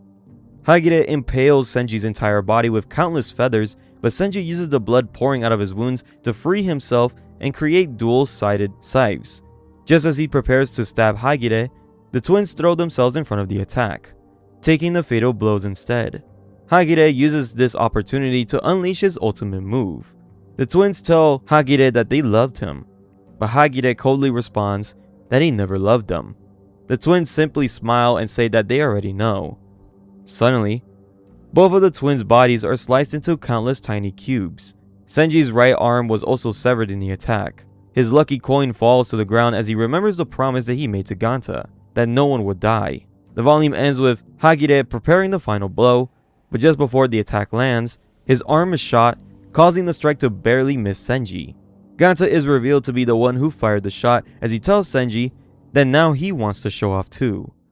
The series continues with Yusuga laying in a medical bed, staring at a pistol. We cut to Ganta and Hagire continuing their fight as Ganta blocks Hagire's bloody feathers. Ganta attempts to fire a Gata gun, but the crystal in his chest suddenly begins hurting. Hagire takes advantage of the opening and blasts Ganta, launching him straight out of the building. Ganta barely manages to hang on the edge as Yosuga watches her brother from a distance. Before Ganta can fall, Senji grabs him and then pulls him to safety before immediately continuing his fight against Hagire. Senji relentlessly swings his scythes, but none of his attacks land. Instead, the giant support pillar behind Hagire is sliced apart, causing massive debris to come crashing down towards him. Hagire effortlessly destroys the rubble with his Branch of Sin, but he suddenly gets the strange feeling that he has seen this strategy before. In an instant, Ganta places his hand on Hagire's chest, just like he did during his fight with Senji. Ganta unleashes a massive blast while Senji forms a gigantic scythe from his missing arm. Senji slices off Hagire's arm, his leg, and part of the building itself, officially winning the fight. Senji and Ganta return to the submarine while Yosuga goes off to check on Hagire, wondering if he's finally dead, because she still hasn't pumped him full of lead yet. She finds Hagire's broken body and then drags him away. We didn't get a flashback to when Yosuga first arrived in the G ward. She was constantly bullied because she didn't have a Branch of Sin. Suddenly, Mockingbird walks in, notices the fighting but initially just ignores it. One of the bullies says that Yosuga doesn't even have a reason to live. And then, Mockingbird immediately kills the bullies before calling Yosuga his long-lost big sister. Meanwhile, Senji and Ganta have their wounds treated aboard the submarine. Back in the flashback, Yosuga wins her carnival corpse because her Branch of Sin prevents her from dying. Throughout it all, Mockingbird is always there to comfort her though. Hoping to learn more about him, Yosuga questions Tamaki and discovers that Mockingbird had an older sister who died during the Great Tokyo earthquake. His parents also died, and whether Mockingbird fights, he does so as though he wants to die as well. Later, Mockingbird gives Yosuga a pistol, telling her that she can end her life whenever she wants. Yosuga replies that she'll kill Mockingbird someday, but Mockingbird will kill her first. And from now on, that will be her reason to live. She then realizes that the pistol is actually a toy gun, causing both of them to burst into laughter. As Machina examines Ganta, she notices that every time he uses his Branch of Sin, his condition gets worse. At the same time, everyone realizes that Yosuga had disappeared, along with several medical supplies. We cut to Yosuga performing surgery on Hagire. She explains that she isn't trying to save Hagire, she's trying to keep Mockingbird alive. Back aboard the submarine, Ganta and Senji are confirmed to be stable, but everyone knows that Ganta's evolved branch of Sin is slowly killing him. Meanwhile, Hagire continues undergoing surgery as he quietly says that he's going to live for Shiro. Ganta gathers everyone together and tells them everything that he witnessed inside Hagire's memories, including how to operate the Mother Goose system and the fact that Ganta himself is the key. Back with Yosuga, Shiro enters the room. Hagire tells Shiro that the only reason he ended up in such a miserable state is because he loves her so much. That's why he has been searching for the perfect body, so the two of them can love each other while trying to kill one another. Ganta and the others finally reach the Mother Goose system. Ganta places his arm into the pipe and then uses his branch of Sin to unlock it. Hidden inside is the switch that controls the seal, a switch made entirely of Shiro's own body tissues. Just as Ganta reaches in to activate it, the wall behind the group suddenly explodes. Hagire appears looking completely drained and stitched together with new body parts. Several dead men immediately attack Hagire, but every strike is blocked by Yosuga's branch of Sin as she declares that she won't let anyone kill Mockingbird. Yosuga, by the way, is now officially the worst character in this series for me, honestly. Hagire unleashes another barrage of bloody feathers while declaring that he will move heaven and earth to free Shiro so the two of them can kill and love one another. Just like 10 years ago, Shiro must expose all the absurdities of the world. The dead men gather together and swear that they'll never let that happen again before launching all of their branches of Sin at Hagire. Hagire cuts through them one by one while explaining that the dead men themselves are the true absurdities, the sinners who created the garden known as Deadman Wonderland. After defeating everyone, Hagire walks towards the Mother Goose system and reaches for the switch. Before he can touch it, Ganta grabs his arm and then tells him that he'll never let him lay another hand on Shiro again. Hagire kicks Ganta aside and then warns him to stay out of his way or he'll cut off his head just like he did to Azami. Hagire then reveals that Ganta's mother desperately tried to hide a certain truth from him. The reason Ganta became the key is because Shiro. Hagire whispers the actual secret directly into Ganta's ear. I really hope the secret isn't something dumb like Shiro actually being Ganta's sister or something like that. Hagire laughs directly into Ganta's face, calling that hidden truth Ganta's greatest sin. Suddenly, Hagire's arm is sliced off as the dead men rise back to their feet, ready to continue fighting. Hagire stares into their eyes and is reminded of the eyes that he despised more than anything. We then see the moment Hagire took over Mockingbird's body so that he could eventually fight Shiro. The reason he hated Mockingbird's eyes so much was because they were still filled with hope. Hagire was consumed by his rage and he completely loses control and unleashes a relentless barrage of attacks against the dead man while Yosuga desperately tries to protect them. The dead men fight back together, combining all of their branches of Sin as Hagire grows more and more furious, screaming that he and Shiro will all be together. The volume ends with Hagire battered, broken, and nearly withered away, using the last of his branch of Sin as he prepares to continue fighting the dead man one last time. The final chapter of the volume actually consists of 6 short bonus stories. I won't be sharing them here, but if you get the chance, I highly recommend reading them yourselves and then picking up the volumes because this series really is something special. But now, let's finally finish this story with the final volume of Deadman Wonderland. The last volume begins with Hagire continuing his fight against the dead man, as everyone gets their moment to unleash their unique branches of Sin abilities on him. Yosuga runs towards Hagire and demands that he gives Mockingbird back to her, but Hagire instantly kills her by stabbing her straight through the head. Already a crazy start to the final volume. We then get a flashback of Hagire and Sorare. Hagire demands that Sorare unlock the Mother Goose system, but she refuses because doing so will once again cause another Great Tokyo earthquake. Furious, Hagire demanded that she hand over the key, but Sorare tells him that he will never have it. Hagire laughs, reminding her that she originally planned to name her child Guinea Pig. Sorare points a gun to her own head and then says that this is how she will take responsibility for everything that she has done, before pulling the trigger and killing herself. Back in the present, Hagire crawls towards the dead man, screaming that he gave Sorare life, yet he still hasn't experimented on her enough. He laments that he never got the chance to dissect love itself. But suddenly, Ganta raises his palm towards Hagere's head, and he tells Hagere that he finally understands the secret that he whispered to him, that he refuses to run away from his sins any longer. Ganta fires a fully powered Ganta gun directly into Hagere's head. As Hagere dies, Mockingbird's consciousness briefly resurfaces. Looking at the toy pistol, Mockingbird quietly says, "I have a sister. She is my reason to live," before passing away. Yo turns towards the Mother Goose system, ready to flip the switch, but the Mother Goose suddenly rises into the air as Shiro appears and grabs it. She crushes the Mother Goose system with her bare hands, finally releasing her full power. Shiro unleashes an enormous blast that completely collapses Deadman Wonderland, before screaming for Ganta to come play with her. We flash back to the moment Azami confronted Shiro. Shiro says that Ace Man never came to save her, but she knows that he'll defeat the bad guys in the end. Suddenly, Hagere appears and then beheads Azami himself. Back in the present, nearly 30% of the island had been destroyed as debris falls down onto Makina's submarine. The submarine reaches the island safely, and Senji and Echo help everyone get on the sub. Ganta, however, says that he has to go. Senji hands him the lucky coin and then tells him that it will always give him the result that he wants. As Ganta walks away, we finally learn the secret Hagere whispered into his ear. Shiro was never meant to be the experiment. She was Ganta's replacement. Ganta reaches the front of the Ferris wheel, realizing that in his heart, he's responsible for Shiro's suffering.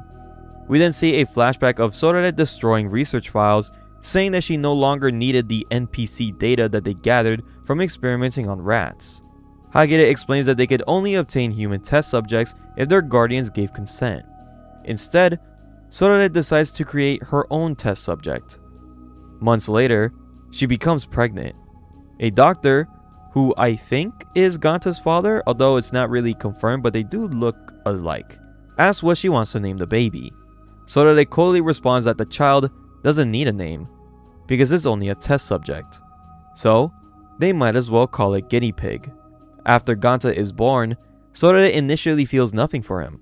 However, when she looks into his eyes and then holds his tiny hand, she remembers all of the horrific experiments that she has performed and immediately has a change of heart. Just then, Hagere bursts into the room, demanding that they immediately dissect the baby. Later, the doctor tells Sorare that he's leaving the laboratory and then asks if there's anything that she wants him to take with him. Sorare walks into Hagere's office carrying another child, Shiro. She tells Hagere that she cannot hand over her own son, so Shiro will become his replacement. Back in the present, Ganta climbs into one of the Ferris wheel carts where Shiro is already waiting for him. The two finally fulfill their promise as they ride the Ferris wheel together. Shiro explains that she discovered that she had replaced Ganta after reading Sorare's diary. At first she didn't understand Sorare's apology, but she did understand the suffering. She realized that Ganta wasn't really Ace Man and that Sorare had chosen her instead. That realization only increased her pain, causing her powers to grow even stronger. We then flash back to Shiro training in her Red Man armor, as Sorare worries that Shiro is overusing her powers. However, she discovers a special red crystal capable of suppressing them. Shiro understands that if she continues using too much of her branch of sin, she'll lose her regenerative abilities. However, she accepts this, because she genuinely wants to die. When Sorare calls in security, Shiro completely loses control, and that's the thing that triggered the Great Tokyo Earthquake. Since Shiro couldn't die, Sorare created the Mother Goose system to suppress her powers, which pisses Shiro off because she wants to truly die. Sorare was able to block her powers using the red crystal, and so she implanted one into Shiro and then gave her the other one. We also see Shiro sitting alone, eating pudding while wondering when Ganta will come back to see her. Back in the present, Ganta asks why Shiro implanted the red crystal into him. We then see another flashback where Shiro battles Hagere. During the fight, Hagere casually mentions Ganta's name, revealing that he's currently on a school field trip to Deadman Wonderland. The moment that Shiro hears Ganta's name, she immediately escapes Deadman Wonderland and then races towards him. Shiro then reveals that Ace Man and the Wretched Egg were never really separate personalities. They were both simply Shiro. She hates everything about herself. She hates the power that made her slaughter Ganta's classmates out of jealousy. But more than anything, She wants to be killed by the person that she loves. That has always been her wish. Ganta responds saying, "If you want to die, then I'll kill you." Shiro smiles, thanks him, and then asks if they can play together one last time. The Ferris wheel cart explodes apart as the final battle officially begins. Ganta versus Shiro. The two race up the roller coaster tracks, unleashing branches of sin at one another until the entire roller coaster collapses. Through the smoke, Ganta fires multiple Gata guns towards Shiro, but she responds by launching enormous blasts that crashes into the ground like nuclear weapons, knocking Ganta away. Shiro always believed that Ganta was weak, but Ganta says that the many people he met throughout his life has made him stronger. As he stands back up, Ganta asks why Shiro never told him the truth from the beginning. Shiro replies that it wouldn't have mattered because Ganta didn't even remember her. Ganta responds that Shiro was always the one who protected him, cheered him up, so if she had just told him everything back then maybe things would have been different before he fell in love with her all over again.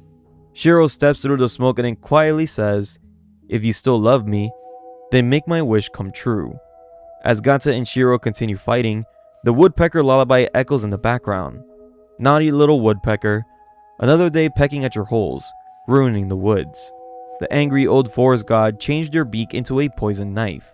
Poor little woodpecker, your nest is tainted, your food is toxin rife.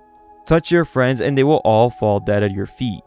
Oh sad little woodpecker, poisonous tears shining brightly. We also see the parallel between Ganta's childhood and Shiro's.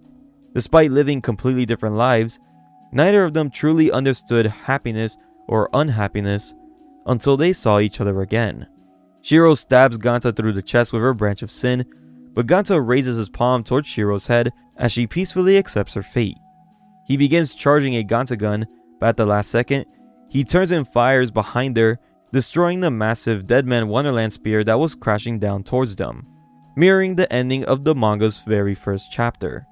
Shiro asks why he didn't kill her, and Ganta tells her that dying was never her true wish.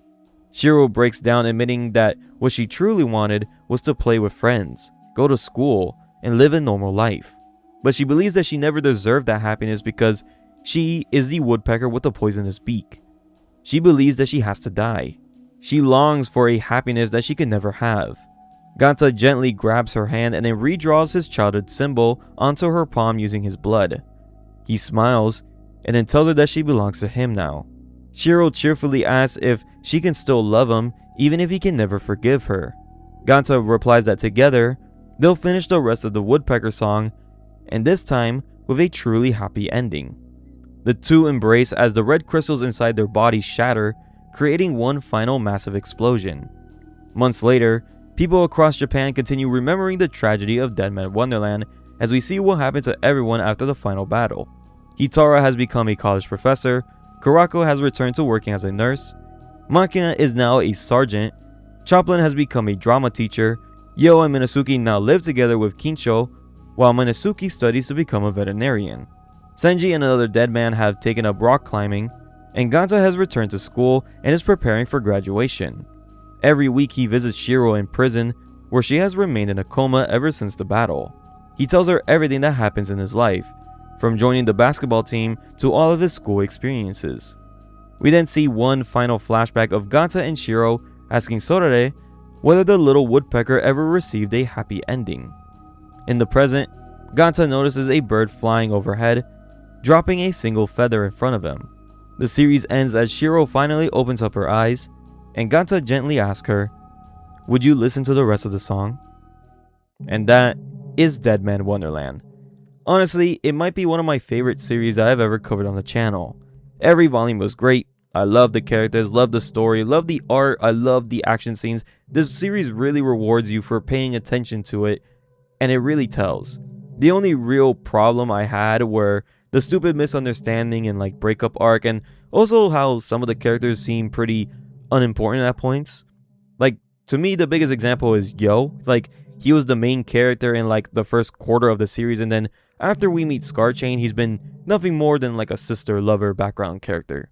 But again, other than that, I do think this series is honestly amazing, and it's definitely worth the read. But I also do think that the anime is also worth the watch. While there is a lot of differences and the manga continues on the story for the anime, I do also highly recommend watching the anime. Let me know what you guys think of this series though in the comments below. If you want more horror videos like this one, then why not scroll down and hit that subscribe button. But if you want to support the channel, then why not check out the Patreon, YouTube memberships, and Discord, with all the links will be in the description below. But I'll be seeing you guys in the next video.